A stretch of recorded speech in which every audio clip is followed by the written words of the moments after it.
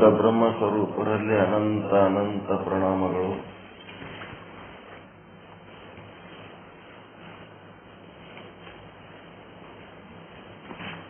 ಸತ್ಯದ ಸಂಶೋಧನೆ ಮಾಡ್ತಾ ಇದ್ದೀವಿ. ಸತ್ಯ 4 ಪ್ರಕಾರದಲ್ಲಿದೆ. ಒಂದು ಅತ್ಯಂತ ಕ್ಷುದ್ರ ಸತ್ಯ, ಕಾಲ್ಪನಿಕ ಸತ್ಯ, ಅದು ಇಲ್ಲದ್ದು ಇದ್ದ ಹಾಗೆ ತೋರುವ ಸತ್ಯ. ಅದು ಇಲ್ಲವೇ ಅಂದ ಮೇಲೆ ಅದನ್ನು ನಾಶ ಮಾಡುವಂತ ಪ್ರಶ್ನೆನೇ ಇಲ್ಲ. ಇದ್ದರೆ ನಾಶ ಮಾಡ್ಲಿಕ್ಕೆ ಬರ್ತದೆ. ಇಲ್ಲದ್ದು ಇದ್ದ ಹಾಗೆ ತೋರ್ತಾ ಇರುವಂತ ಒಂದು ಸತ್ಯ ಕ್ಷುದ್ರ ಸತ್ಯ ಅಂತಾರದಕ್ಕೆ. ಆ ಕ್ಷುದ್ರ ಸತ್ಯ ಅದಕ್ಕೆ ಉದಾಹರಣೆ ಏನಂತಂದ್ರೆ, ಈ ಮೊಲದ ಕೋಡು, ಮೊಲಕ್ಕೆ ಕೋಡೆ ಇರಂಗಿಲ್ಲ. ಮೊಲದ ಕೋಡು, ಕುದುರೆ ಕೋಡು, ಕತ್ತಿ ಕೋಡು, ಕೋಡಿಲ್ಲದ ಪ್ರಾಣಿಗಳಿಗೆ ಕೋಡನ್ನ ಕಲ್ಪಿಸುವುದು. ಮತ್ತೆ ಬಂಜೆಯ ಮಗ, ಯಾವ ತಾಯಿ ಮಕ್ಕಳನ್ನು ಹಡಿಯುವ ಸಾಮರ್ಥ್ಯ ಇಲ್ಲ, ಯೋಗ ಇಲ್ಲ, ಅಂತವರ ಮಕ್ಕಳ ಬಗ್ಗೆ ಕಲ್ಪಿಸಿಕೊಳ್ಳೋದು ಬಂಜೆ ಮಗ. ಗಗನ ಕುಸುಮ, ಕನಸಿನ ಕನ್ನೆ ಎಲ್ಲ ಕಾಲ್ಪನಿಕ. ಇವೆಲ್ಲ ತನ್ನ ತಾನೇ ಕಲ್ಪನೆ ಮಾಡ್ಕೊಳ್ಳೋದು. ಇದಕ್ಕೇನಂತಾರಂದ್ರೆ, ಇಲ್ಲದ್ದು ಇದ್ದಂಗ ಕಲ್ಪನೆ ಮಾಡ್ಕೊಳ್ಳೋದಕ್ಕೆ ಕ್ಷುದ್ರ ಸತ್ಯ ಅಂತ. ಸತ್ಯನೇ ಆದ್ರ ಅತ್ಯಂತ ಕೀಳು ಮಟ್ಟದ ಸತ್ಯ ಅದು. ಅದರೊಳಗ ಸತ್ಯದ ಪ್ರಮಾಣ ಬಹಳ ಕಡಿಮೆ ಇರ್ತದೆ. ನೆಕ್ಸ್ಟ್ ಪ್ರಾತಿಭಾಷಿಕ ಸತ್ಯ. ಈ ಪ್ರಾತಿಭಾಷಿಕ ಸತ್ಯ ಏನದಂದ್ರೆ, ಕನಸಿನ ವಸ್ತುಗಳು ಮತ್ತು ಅಧ್ಯಸ್ಥ ವಸ್ತುಗಳು. ನಿಮ್ಮಷ್ಟಕ್ಕೆ ನೀವು ಹಗ್ಗವನ್ನ ಸರಿಯಾಗಿ ತಿಳಿದುಕೊಳ್ಳಲಿಕ್ಕೆ ಆಗದ ಕಾರಣ, ಬೆಳಕು ಇಲ್ಲದ ಕಾರಣ, ಅಥವಾ ಯಾವುದೋ ಒಂದು ವಸ್ತುವನ್ನ ಅದರ ಬಗ್ಗೆ ಸರಿಯಾದ ಮಾಹಿತಿಗಳು ನಿಮ್ಮ ಹತ್ರ ಇಲ್ಲದ ಕಾರಣ ನಿಮ್ಮಷ್ಟಕ್ಕೆ ನೀವೇ ಏನೋ ಒಂದು ತಿಳ್ಕೊಂಡಿರ್ತಿರಲ್ಲ, ನಿಮ್ಮಷ್ಟಕ್ಕೆ ನೀವೇ. ಅದು ಏನದಂದ್ರೆ ಪ್ರಾತಿಭಾಷಿಕ ಸತ್ಯ ಅಂತ. ಪ್ರಾತಿಭಾಷಿಕ ಸತ್ಯ. ಈ ಪ್ರಾತಿಭಾಷಿಕ ಸತ್ಯದೊಳಗ ನಿಮ್ಮದೇ ಆದ ಒಂದು ಅಭಿಪ್ರಾಯ. ಅದು ಕನಸಿನೊಳಗ ಏನು ವಸ್ತುಗಳು ಬರ್ತಾವ, ಪ್ರತೀತಿ ಆಗ್ತಾವ, ಕಾಣಿಸ್ತಾವ, ಪ್ರತೀತಿ ಮಾತ್ರ. ಅದರ ಇರುವಿಕೆ ಇಲ್ಲ, ಸ್ಥಿತಿ ಇಲ್ಲ, ಬರೇ ಪ್ರತೀತಿ ಮಾತ್ರ ಇತ್ತು ಅಂದ್ರೆ ಅದು ಪ್ರಾತಿಭಾಷಿಕ ಸತ್ಯ. ಆ ಪ್ರಾತಿಭಾಷಿಕ ಸತ್ಯನು ಸತ್ಯನೇ. ಕನಸಿನೊಳಗ ಎಲ್ಲ ಏನೇನ್ ಬರ್ತಾವ ಅವೆಲ್ಲ ನಮ್ಮ ಮೇಲೆ ಪರಿಣಾಮ ಬೀರ್ತಾವ. ನಾವು ಯಾವುದೋ ಒಂದು ವಸ್ತು ವ್ಯಕ್ತಿ ಬಗ್ಗೆ ಸರಿನೋ ತಪ್ಪೋ ತಿಳ್ಕೊಂಡಿರ್ತೀವಿ, ಅದು ಕೂಡ ನಮ್ಮ ಅಭಿಪ್ರಾಯಗಳು ನಮ್ಮ ಮೇಲೆ ಪರಿಣಾಮ ಬೀರ್ತಾವ. ಇವು ಏನಾಗ್ತಾವಂದ್ರ ತನ್ ತಾನೇ ಸೃಷ್ಟಿಯಾಗಿ ತಾನೇ ನಷ್ಟ ಆಗ್ತಿರ್ತಾವ. ನಾವು ಕೆಲವೊಂದು ತಪ್ಪು ತಿಳ್ಕೊಂಡಿರ್ತೀವಿ, ಅವು ಮತ್ತೆ ಒಂದು ಟೈಮಿಗೆ ನಷ್ಟ ಆಗ್ತಾವ. ಅಂದ್ರೆ ಬ್ರಹ್ಮಜ್ಞಾನ ಇಲ್ಲದೆಯೇ ನಷ್ಟ ಆಗವು. ನಾವು ನಷ್ಟ ಮಾಡಬೇಕಾದ್ರೆ ಅದಕ್ಕೇನು ಬ್ರಹ್ಮಜ್ಞಾನ ಬೇಕಾಗಿಲ್ಲ. ಹಾವಿಗೆ ಯಾವ ವಸ್ತುನೂ ಅದರಿಂದ ಏನು ಆಧಾರ ಇಲ್ಲ, ಏನೂ ಇಲ್ಲ. ಹಾಗಾಗಿ ಅದೇನದ, ಬ್ರಹ್ಮಜ್ಞಾನ ಇಲ್ಲದೆ ನಷ್ಟವಾಗುವಂತ ಸತ್ಯ ವಸ್ತುಗಳೇನದವೋ ಪ್ರಾತಿಭಾಷಿಕ ಸತ್ಯಗಳು ಅಂತಾರ. ಅಂದ್ರೆ ಅಲ್ಲೇನದ ಪ್ರತೀತಿ ಮಾತ್ರ, ತೋರುವಿಕೆ ಮಾತ್ರ, ಅದ ಇರುವಿಕೆ ಇಲ್ಲ. ಇದೂ ಸತ್ಯನೇ. ಯಾಕಂದ್ರೆ ನಮ್ಮ ಜೀವನದ ಪರಿಣಾಮ ಬೀರ್ತದ. ಕೆಲವು ಕಾಲ ನಮ್ಮ ಹತ್ರ ಇದ್ದು ನಮಗೆ ತೊಂದರೆ ಕೊಡ್ತದೋ, ಸುಖ ಕೊಡ್ತದೋ, ಹೊಟ್ಟೆ ಏನೋ ಮಾಡಿ ಪರಿಣಾಮ ಬೀರ್ತದಲ್ಲ, ಇದನ್ನು ಸತ್ಯನೇ. ಇದೇನದ ಕ್ಷುದ್ರ ಸತ್ಯಕ್ಕಿಂತ ಒಂದು ಸ್ವಲ್ಪ. ಈ ಕ್ಷುದ್ರ ಸತ್ಯಕ್ಕ ಪ್ರತೀತಿನೂ ಇಲ್ಲ, ಸ್ಥಿತಿನೂ ಇಲ್ಲ. ಆದ್ರೆ ಪ್ರಾತಿಭಾಷಿಕ ಸತ್ಯಕ್ಕ ಸ್ಥಿತಿ ಇಲ್ಲ, ಆದ್ರ ಪ್ರತೀತಿ ಅದ. ಆದ್ರೆ ಇದು ಹೆಂಗ ನಾಶ ಆಗ್ತದ ಅಂತಂದ್ರ ಬ್ರಹ್ಮಜ್ಞಾನ ಇಲ್ಲದೇ ಸಾಮಾನ್ಯ ಸುಮ್ಮನೆ ಒಂದು ದೀಪ ಹಚ್ಕೊಂಡು ಬಂದ್ರೆ ಸಾಕು, ಹೋಗಿ ಹಗ್ಗ ಕಾಣುತ್ತದ. ಈಗೆತ್ತಿದ ಎತ್ತರ ಆದ್ರೆ ಸಾಕು, ಕನಸಿನಲ್ಲಿ ತೋರುತ್ತಿರುವ ಪ್ರಸಂಗಗಳು ನಾಶ ಆಗಿ ಹೋಗ್ಬಿಡ್ತಾವ. ಅಲ್ಲೇನು ಬ್ರಹ್ಮಜ್ಞಾನ ಬೇಕಾಗಿಲ್ಲ. ಅದಕ್ಕಿಂತ ಮೇಲ್ಮಟ್ಟದ್ದು ಇನ್ನ ಒಂದು ಜ್ಞಾನ ಅದ, ವ್ಯಾವಹಾರಿಕ ಸತ್ಯ. ಈ ವ್ಯಾವಹಾರಿಕ ಸತ್ಯ ಅಂದ್ರ ಇಲ್ಲೇನ್ ಪಂಚಭೂತಗಳು ಮತ್ತು ಪಂಚಭೂತಗಳಿಂದಾದಂತ ವಸ್ತು ಪ್ರಪಂಚ ಏನದ, ಇದು ವ್ಯಾವಹಾರಿಕ ಸತ್ಯ. ಇದೆಲ್ಲ ನಿಮಗೆ ಕಾಣ್ಲಿಕ್ಕತ್ತದ. ಇದೆಲ್ಲ 84 ಲಕ್ಷ ಜೀವರಾಶಿಗಳು ಕಾಣ್ಲಿಕ್ಕತ್ತವ. ಅವುಗಳ ಅವಸ್ಥೆಗಳು, ಅವುಗಳ ಸ್ಥಿತಿ ಗತಿ ಮತಿಗಳು ಎಲ್ಲ ನಿಮಗೆ ಕಾಣ್ಲಿಕ್ಕತ್ತವ. ಇವು ಏನದವಪ್ಪ ಅಂದ್ರೆ ಇವು ಸತ್ಯ ವಸ್ತುಗಳಲ್ಲ. ಇಲ್ಲಿ ತೋರಿಕೆ ಮತ್ತು ಇರುವಿಕೆ ಎರಡೂ ಅದ. ಇದಕ್ಕೆ ತೋರಿಕೆನೂ ಅದ, ಇರುವಿಕೆನೂ ಅದ. ಎರಡೂ ಇದ್ದು ಇವು ನಾಶ ಆಗಂತವೇ ಅದಾವ. ಯಾಕಂದ್ರೆ ಇವು ಸತ್ಯ 100% ಸತ್ಯ ಅಲ್ಲ. ಇವು ವಿನಾಶಿ ತೋರಿಕೆ, ವಿನಾಶಿ ಇರುವಿಕೆ. ಇವು ಹಂಗೆ ಬರ್ತಿರ್ತಾವ, 4 ದಿನ ಇರ್ತಿರ್ತಾವ, ಹೋಗ್ತಿರ್ತಾವ, ಬರ್ತಿರ್ತಾವ, 4 ದಿನ ಇರ್ತಿರ್ತಾವ, ಹೋಗ್ತಿರ್ತಾವ. ಆದ್ರೆ ಇವು ಎದರಿಂದ ನಾಶ ಆಗ್ತಾವಂತಂದ್ರೆ ಬ್ರಹ್ಮಜ್ಞಾನದಿಂದಲೇ ನಾಶ ಆಗ್ತಾವ. ಬ್ರಹ್ಮ ಇದ್ದಾನೆ, ಇರುವಿಕೆಯಲ್ಲಿ ಬ್ರಹ್ಮ ವಸ್ತುನೇ ಅದ. ತೋರುವಿಕೆಯಲ್ಲಿ ಅದೇನದ, ವ್ಯಾವಹಾರಿಕ ಸತ್ಯ. ಹಗ್ಗ ಮತ್ತು ಹಗ್ಗದಂತ ಘಟ ಪಟಾದಿಗಳು ಏನೇನದವ ಅವೆಲ್ಲ ಏನದವ, ವ್ಯಾವಹಾರಿಕ ಸತ್ಯಗಳು. ಆ ವ್ಯಾವಹಾರಿಕ ಸತ್ಯಗಳು ಎದರಿಂದ ತಯಾರಾಗ್ಯಾವ, ಪಂಚಭೂತಗಳಿಂದ ತಯಾರಾಗ್ಯಾವ. ಪೃಥ್ವಿ, ಅಪ್ಪು, ತೇಜ, ವಾಯು, ಆಕಾಶಗಳು. ಮತ್ತ ಅವು ಪಂಚಭೂತಗಳು ಎದರಿಂದ ತಯಾರಾಗ್ಯಾವ, ಮಾಯೆಯಿಂದ ತಯಾರಾಗ್ಯಾವ. ಮಾಯೆ ಎಲ್ಲಿಯದ, ಬ್ರಹ್ಮನಲ್ಲ.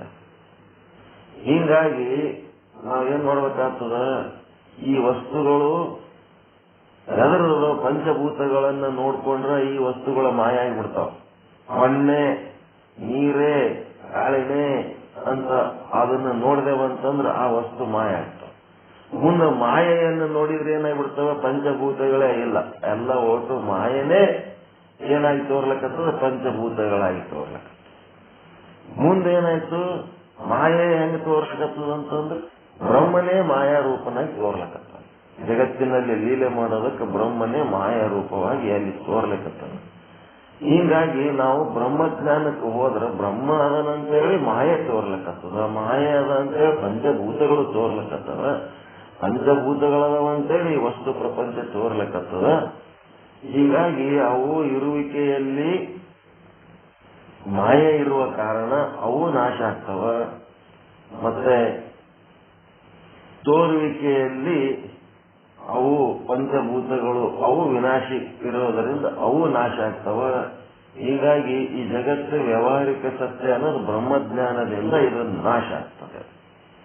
ಹೀಗಾಗಿ ಇದು ಏನಂತಂದ್ರೆ ವ್ಯಾವಹಾರಿಕ ಸತ್ಯ ಯಾವುದು ಬ್ರಹ್ಮಜ್ಞಾನದಿಂದ ನಾಶವಾಗುತ್ತದೆಯೋ ಅದು ವ್ಯಾವಹಾರಿಕ ಸತ್ಯ. ರಜ್ಜು, ಘಟ, ಪಟಾದಿಗಳ ವಸ್ತು ಪ್ರಪಂಚ ಯಾವುದು ಬ್ರಹ್ಮಜ್ಞಾನ ಇಲ್ಲದೆಯೇ ನಾಶ ಆಗ್ತದ, ಬರೀ ತೋರಿಕೆ ಅದ, ಇರುವಿಕೆ ಇಲ್ಲ, ಪ್ರತೀತಿ ಅದ, ಸ್ಥಿತಿ ಇಲ್ಲ ಅಂತಂದ್ರೆ ಅದು ಪ್ರಾತಿಭಾಸಿಕ ಸತ್ಯ. ತೋರಿಕೆಯೂ ಇಲ್ಲ, ಇರುವಿಕೆಯೂ ಇಲ್ಲ ಅಂದ್ರೆ ಅದು ಕ್ಷುದ್ರ ಸತ್ಯ. ಮುಂದೇನಪ್ಪ ಅಂತಂದ್ರೆ ಎಲ್ಲಕ್ಕಿಂತ ದೊಡ್ಡದೇವದಪ್ಪ ಅಂದ್ರೆ ಬ್ರಹ್ಮ ಸತ್ಯ. ಮತ್ತೆ ಸತ್ಯ ಸ್ವರೂಪ ಅದು ಪರಮಾರ್ಥ ಸತ್ಯ. ಈ ಪರಮಾರ್ಥ ಸತ್ಯ ಅನ್ನೋದು ಏನದಲ್ಲ, ಇದು ಅಪರೋಕ್ಷವಾಗಿ ಎಲ್ಲ ಕಡೆ ಅದಾದು. ಅದು ಆದಂತೆ ಇವೆಲ್ಲ ತೋರ್ಲಿಕ್ಕತ್ತವ. ಅದು ಇಲ್ಲಂದ್ರೆ ಇವೆಲ್ಲ ತೋರ್ಲಿಕ್ಕೆ ಸಾಧ್ಯ ಇದ್ದಿದ್ದಿಲ್ಲ. ಅಖಂಡವಾಗಿ ಒಂದು ಸೂಜಿ ಮೊನೆ ಇಟ್ಟು ತೋರಿಸ್ಲಿಕ್ಕೆ ಆಗ್ಲಾರ್ದಂಗೆ ಎಲ್ಲ ಕಡೆ ಅಪರೋಕ್ಷವಾಗಿ ಅದ. ಅದನ್ನ ನೋಡ್ಬೇಕಂತ ಯಾರು ಪ್ರಯತ್ನ ಪಡ್ತಾರ ಅದು ಏನಾಗ್ತದ, ತೋರ್ತದ. ಇರುವಿಕೆನೂ ಅದ, ತೋರಿಕೆನೂ ಅದ. ಆದರೆ ಬ್ರಹ್ಮದ ಒಂದು ನಿಮ್ಮ ಜ್ಞಾನದಿಂದ, ಬ್ರಹ್ಮಜ್ಞಾನ ದೃಷ್ಟಿಯಿಂದ ನೋಡಿದ್ರೆ ಎಲ್ಲವೂ ಬ್ರಹ್ಮವಾಗಿಯೇ ತೋರ್ತದ. ಬ್ರಹ್ಮಜ್ಞಾನದ ದೃಷ್ಟಿ ಇಲ್ಲದವನಿಗೆ ಜಗತ್ತಾಗಿ ತೋರ್ಲಕ್ಕತ್ತದ, ಪ್ರಾತಿಭಾಷಿಕ ಸತ್ಯ ಆಗಿ ತೋರ್ಲಕ್ಕತ್ತದ, ಕ್ಷುದ್ರ ಸತ್ಯ ಆಗಿ ತೋರ್ಲಕ್ಕತ್ತದ. ಬ್ರಹ್ಮಜ್ಞಾನದ ದೃಷ್ಟಿಯಿಂದ ನೋಡಿದ್ರೆ ಎಲ್ಲವೂ ಬ್ರಹ್ಮವಾಗಿ ತೋರ್ಲಿಕ್ಕತ್ತದ, ಬ್ರಹ್ಮವಾಗೇ ಆದ, ಇರುವಿಕೆನೂ ಆದ, ತೋರಿಕೆನೂ ಆದ.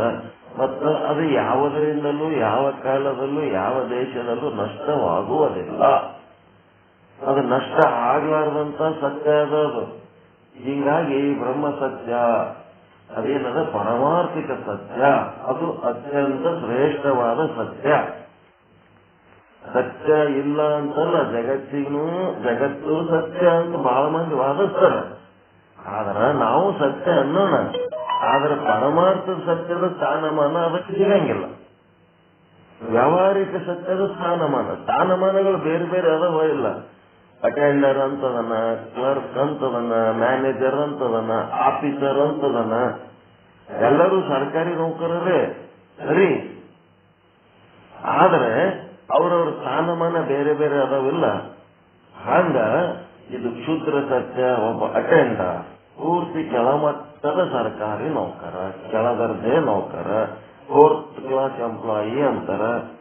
ಅವನ್ಕಿಂತ ಸ್ವಲ್ಪ ಮೇಲ್ ಬಂತಂತಂದ್ರೆ ಪ್ರಾತಿಭಾಷಿಕ ಸತ್ಯ. ಇಲ್ಲಿ ಸತ್ಯದ ಪ್ರಮಾಣ ಸ್ವಲ್ಪ ಜಾಸ್ತಿ ಅದ.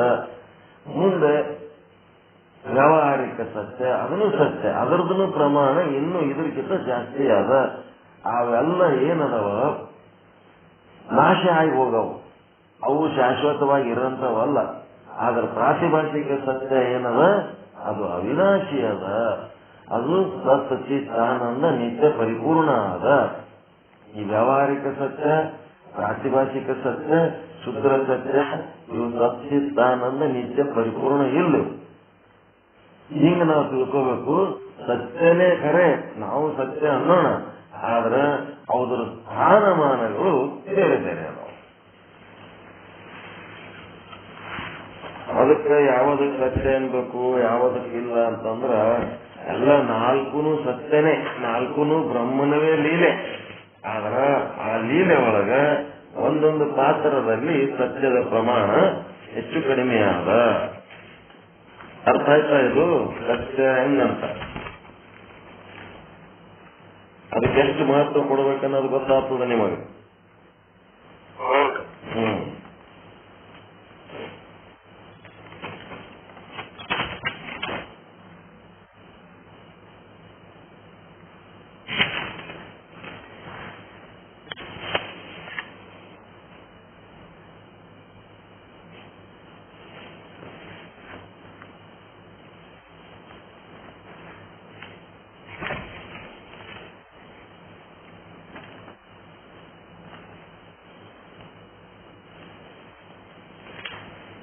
ಈ ಒಂದು ಶಿಷ್ಯ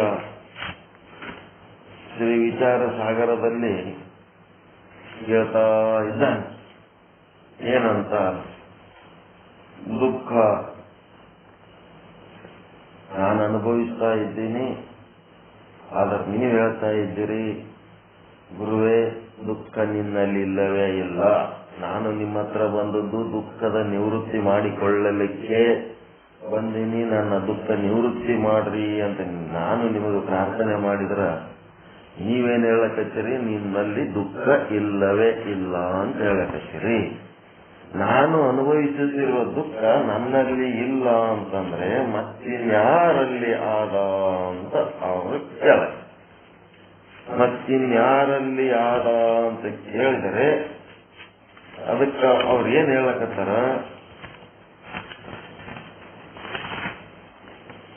ಸುನಹು ಶಿಷ್ಯ, ನನ್ನ ಮಾತು ಕೇಳು. ಜಾತೆ ತವ ಸಂಕಾಮಿತೈ, ಯಾವುದರಿಂದ ನಿನ್ನ ಸಂಶಯ ದೂರವಾಗುವುದೋ.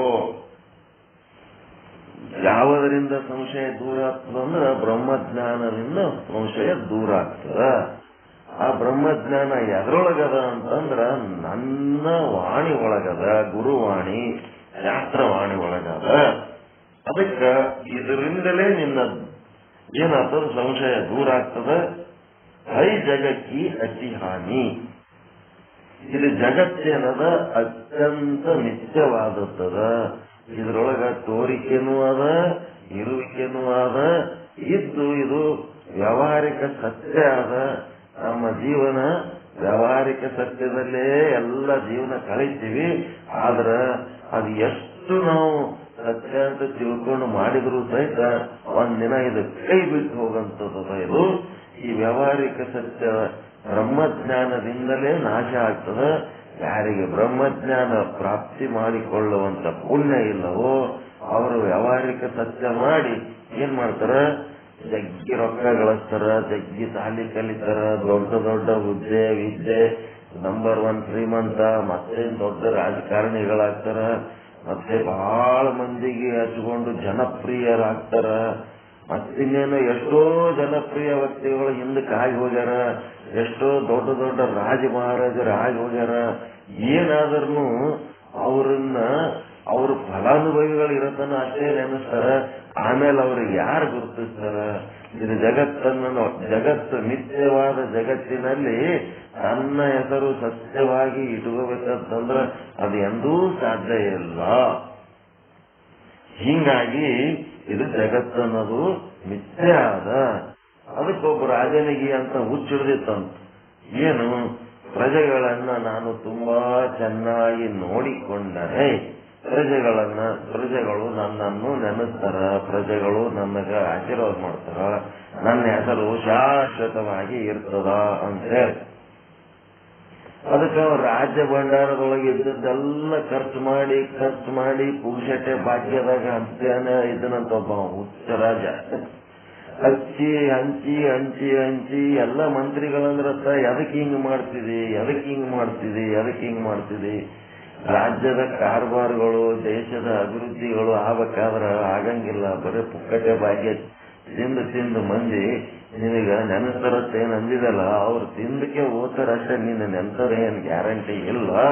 ಹಿಂಗಾಗಿ ನೀನು ಏನು ಅಂತದ್ದು ತಲೆಗೆ ಇಟ್ಕೋಬೇಡ. ರಾಜನಾಗಿ ಹೆಂಗಿರ್ಬೇಕು ಹಂಗಿರು ಅಂದ್ರೂ ಅವನಿಗೆ ಅದು ಬುದ್ಧಿನೇ ಬರ್ಲಿಲ್ಲ ಅಂತ. ಯಾಕಂದ್ರೆ ಬುದ್ಧಿ ಹೇಳಿರ್ತಾನ. ಅದಕ್ಕೆ ಒಂದಿಷ್ಟು ಜನ ಅವನು ಪುಕ್ಷಟೆ ಭಾಗ್ಯ ತಿನ್ನಂತ ಜನರು ಏನ್ ಮಾಡಿದ್ರಪ್ಪ ಅಂತಂದ್ರೆ, ರಾಜಂದೊಂದು ಮೂರ್ತಿ ಮಾಡಿ ಇಡೋಣ ಅಂತ ಹೇಳಿ ಎಲ್ಲಿಡೋಣ, ಅತ್ಯಂತ ಎತ್ತರದ ಬೆಟ್ಟದ ಮೇಲೆ ಒಯ್ದು ಇಟ್ಟು ಬಿಡೋಣ ಒಂದು ಮೂರ್ತಿ. ಬದುಕಿರೋದ್ರಾಗೆ ಅವನ್ನ ಮೂರ್ತಿ ಮಾಡಿ ಇಟ್ಬಿಟ್ರು. ಈ ಪಬ್ಲಿಕ್ ಹೆಂಗಿರ್ತದ ಅಂತಂದ್ರ, ಇಷ್ಟೊಂದು ಕೊಡ್ತಾ ಇದ್ದಿ ಅಂತೇಳಿ ಅವನಿಗೆ ಸ್ವಂತ ಹೋಗಿ ಅವನಿಗೆ ಮುಟ್ಟಿ ಸೇವೆ ಮಾಡೋರಲ್ಲ, ಅವನು ಹೇಳಿದ ಕೆಲಸ ಕೇಳೋರಲ್ಲ, ಇವರೆಲ್ಲ ಮೂರ್ತಿ ಮಾಡೋರು ಈ ಜಗತ್ತಿನ ಮಂದಿ. ಅವನೊಂದು ಮೂರ್ತಿ ಮಾಡಿಟ್ರು. ಬಳ್ಳಾರಿಯಾಗ ಬೀಚಿ ಅಂತ ಬರ್ತಾನೆ, ಗೊತ್ತಲ್ರಿ ಬೀಚಿ ಅಂತ? ಬೀಚಿ ಹೆಸರು ಕೇಳಿರ?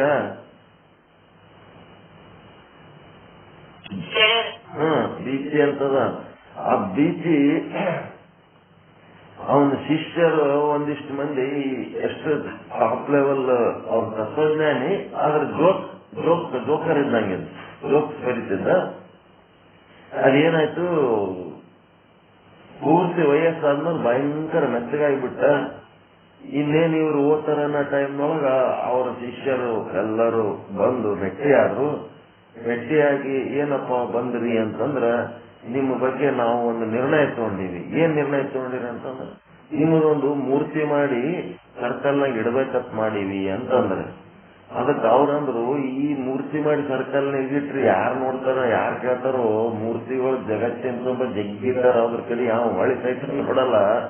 ಹಾಗೆ ಮತ್ತೆ ಯಾವ್ದೋ ಪಕ್ಷಿ ಬಂದು ಅದ್ರ ಮೇಲೆ ಹೇಳ್ತಾವ, ಅದನ್ನ ಯಾರು ತೊಳೆಯವಿಲ್ಲ, ನೋಡವಿಲ್ಲ. ಮೂರ್ತಿ ಮಾಡಿ ಇಡೋದು ಬೇಡಪ್ಪ. ನಿಮ್ಮ ದುಡ್ಡು ಸಾರ್ಥಕ ಆಗ್ಬೇಕಾದ್ರ ನನಗೆ ಡಾಕ್ಟರ್ ಒಂದು ದೊಡ್ಡ ಟ್ರೀಟ್ಮೆಂಟ್ ಹೇಳ್ಯಾರ, ಅಷ್ಟು ರೊಕ್ಕ ಇಲ್ಲದಕ್ಕೆ ತುಂಬ ಮನ್ಯಾಗ ಕೆಮ್ಮಕೋತ ತೊಂದರೆ ಅನುಭವಿಸ್ಕೊತ ಬಿದ್ದೀನಿ. ದಯವಿಟ್ಟು ನೀವು ಆ ಮೂರ್ತಿಗೆ ಖರ್ಚು ಮಾಡೋ ರೊಕ್ಕ ನನ್ನ ದವಾಖಾನಿಗೆ ಖರ್ಚು ಮಾಡಮು ಬರ್ರಿ ಅಂತಂದ್ರ, ಶಿಷ್ಯರು ಎದ್ದು ಆದವ್ರು ಆ ಕಡೆ ಹೋದ್ರತ್ತ. ಅವ್ರು ಬರ್ಲೇ ಇಲ್ಲ, ಮೂರ್ತಿನೂ ಮಾಡ್ಲಿಲ್ಲ, ಅವ್ನ ದವಾಖಾನೆ. ಅದಕ್ಕ ಇವು ದನಗಳು, ಜಗತ್ತಿನ ಜನ ಏನದಾರಲ್ಲ ಇವು ದನಗಳು ಏನು ರಾತ್ರಿಗಿದ್ದಲ್ಲಿ ತಿಂದು ಗತ್ತಿಗಿದ್ದಾಗ ಮಕ್ಕೊಂಡು ಹೋಗವು. ಅದ್ರ ಸಲುವಾಗಿ ಏನ್ ಮಾಡಿದ್ರು ಅಷ್ಟೇ ಅದ, ಜ್ಞಾನ ಇಲ್ಲ. ಹೊಟ್ಟೆ ಸಿಗ್ತದಂದ್ರೆ ತಿಂದು ನಡಿ ಅಂತಾರ ಅಷ್ಟೇ. ಮುಂದೆ ಅವನಿಗೆ ಹೋಗಿ ಏನಾರ ಕಷ್ಟ ಆದಾಗ ಇವ್ರೇನು ಹೋಗಿ ಯಾರೇನು ಉಪಕಾರ ಮಾಡಿದಪ್ಪ ನಮ್ಗೆ ಇಷ್ಟು ಚಲೋ ನೋಡ್ಕೊಂಡಿದೆ ಅಂತ ಏನಂತಾರ? ಅವೇನ್ ಮನೀದ್ ಕೊಟ್ಟಾನೇನು? ಸರ್ಕಾರದ ಕೊಟ್ಟಾನ? ಅವೇನ್ ಮನೀದ್ ಕೊಟ್ಟಾನ? ಹಿಂದ ಮಾತಾಡ್ತಾವ. ಏನ್ ಮಾಡಿದ್ರು ಹೌದು ಏನದ, ಪಶು ಸಮಾನ ಜೀವಿಗಳಿಗೆ ಏನ್ ಮಾಡಿದ್ರು ಅಷ್ಟೇ ಅದ. ಹೀಗಾಗಿ ಏನಾಯ್ತು, ಈ ರಾಜಂದು ಮೂರ್ತಿ ಮಾಡಿ ಮ್ಯಾಲ ಇಟ್ಟು ಭಾರಿ ಒಂದು ಮಾರ್ಬಲ್ ಮೂರ್ತಿ ಮಾಡಿ ಒಂದು ದಿನ ಅಭಿಷೇಕ ಮಾಡಿ ಎಲ್ಲರೂ ರಾಜ ಬಹಳ ಚಲೋ ಅದನ್ನಂತ ಖುಷಿಯಾಗಿ ಶಾಲು ಹಾರ ಸನ್ಮಾನ ಮಾಡ್ಕೊಂಡು ಹೋದ್ರು. ಆ ರಾಜಾಗ ತನ್ನ ಮೂರ್ತಿ ತಾನು ಹೋಗಿ ನೋಡಕ ನಾಚಿಕೆ ಬರ್ಲಕತ್ತ. ನಾ ಬದುಕಿರೋದ್ರಾಗ ಈ ಮೂರ್ತಿ ನೋಡೋದು ಏನಪ್ಪ ಹೇಳಿದ. ಅವನೇನ್ ಮಾಡ್ದ, ಯಾರು ಇರ್ಲಾರ್ದಾಗ ಹುಣ್ಣಿಮೆಯ ದಿವಸ ಮಧ್ಯರಾತ್ರಿಯಲ್ಲಿ ಹೋಗಿ ಇದನ್ನ ನೋಡೋಣ ಅಂತೇಳಿ ಹೋದ. ನಿಧಾನವಾಗಿ ಹೋದ ಹೋಗಿ ಬೆಟ್ಟ ಏರ್ದ ಮ್ಯಾಲೆ ಏರಿ ಆ ಮೂರ್ತಿ ನೋಡಿದ್ರ ತನಗಿಂತ ಸುಂದರವಾದ ಮೂರ್ತಿ. ಎಂತ ಸುಂದರವಾದ ಮೂರ್ತಿ ಮಾಡ್ಯಾರಲ್ಲಪ್ಪ, ಎಷ್ಟು ಚಲೋ ಮೂರ್ತಿ ಮಾಡ್ಯಾರ, ನಾ ನೋಡೇ ಇಲ್ಲ ಇದು ಅಂತ ಹೇಳಿ ಆ ಮೂರ್ತಿ ಮ್ಯಾಲ ಹಿಂಗ ಕೈಯಾಡಿಸಿ ಬಟ್ಟಾಡಿಸಿ ನೋಡಿ ಸಂತೋಷ ಪಡ್ಲಕತ್ತಾನ. ಆವಾಗ ಒಂದ್ ಶಬ್ದ ಬಂತು. ಏನು? ಏ ಮಹಾರಾಜ ಅಂತ ಬಂತ ಸೌಂಡ್. ಇಂಥ ಮಧ್ಯರಾತ್ರಿ ಒಳಗೆ ಸುತ್ತಮುತ್ತ ಯಾರು ಇಲ್ಲ ಅಂತೇಳಿ ನೋಡ್ಬೇಕಂತ ಬಂದ್ರ ಯಾವನು ಅದನ್ನ ಇಲ್ಲಿ, ಯಾರು ನೀನು? ನನ್ಗೆ ಮಹಾರಾಜ ಅಂತ ಕರಿತಲ್ಲ, ಯಾರು ನೀನು? ನಾನು ಯಾರು ಅಲ್ಲೋ ಮಹಾರಾಜ, ನೀನು ಕಾಲು ಕೆಳಗೆ ಏನು ಹಾಕ್ಯಾರಲ್ಲ ಕಲ್ಲ, ಅದು ನಾನು ಅಂತ. ಹಿಂದೇನ್ ಕತ್ತಿ? ನಾನೇನು ಅದೀನಿ ಮೊದಲಿನ ಕಾಲದ ವಿಗ್ರಹ ನಾನು. ಹಿಂದಕ್ಕೊಂದು ಸಾರಿ ನಂದನ್ನು ಹಿಂಗೆ ವಿಗ್ರಹ ಮಾಡಿ ಇಟ್ಟಿದ್ರು. ನಾನು ಹಿಂಗೆ ನಿನ್ನಂಗೆ ಹುಚ್ಚುಚ್ಚು ಮಾಡಿ ಪುಕ್ಷಟೆ ಬಾಗಿ ಕೊಟ್ಟು ಜನರಿಗೆ ಪ್ರಿಯ ಆಗ್ಬೇಕಂದ್ರ ನನಗೆ ಒಂದು ಮೂರ್ತಿ ಮಾಡಿ ಇಟ್ಟಿದ್ರು. ಇಟ್ಟಿದ ಮೇಲೆ ಏನಾಯ್ತು, ನಿನ್ನ ಮೂರ್ತಿ ಬರೋ ತನಕ ನನ್ನ ಮೂರ್ತಿ ಇತ್ತು ಇದೇ ಜಾಗದಾಗ. ನಿನ್ನ ಮೂರ್ತಿ ಬಂದ ಕ್ಷಣನೇ ಏನ್ ಮಾಡಿದ್ರು, ನನ್ನ ಕಿತ್ತಿ ಇಲ್ಲೇನ್ ಮಾಡ್ಯಾರ, ಕಾಲಾಗ ಸ್ಟೆಪ್ ಮಾಡ್ಯಾರ.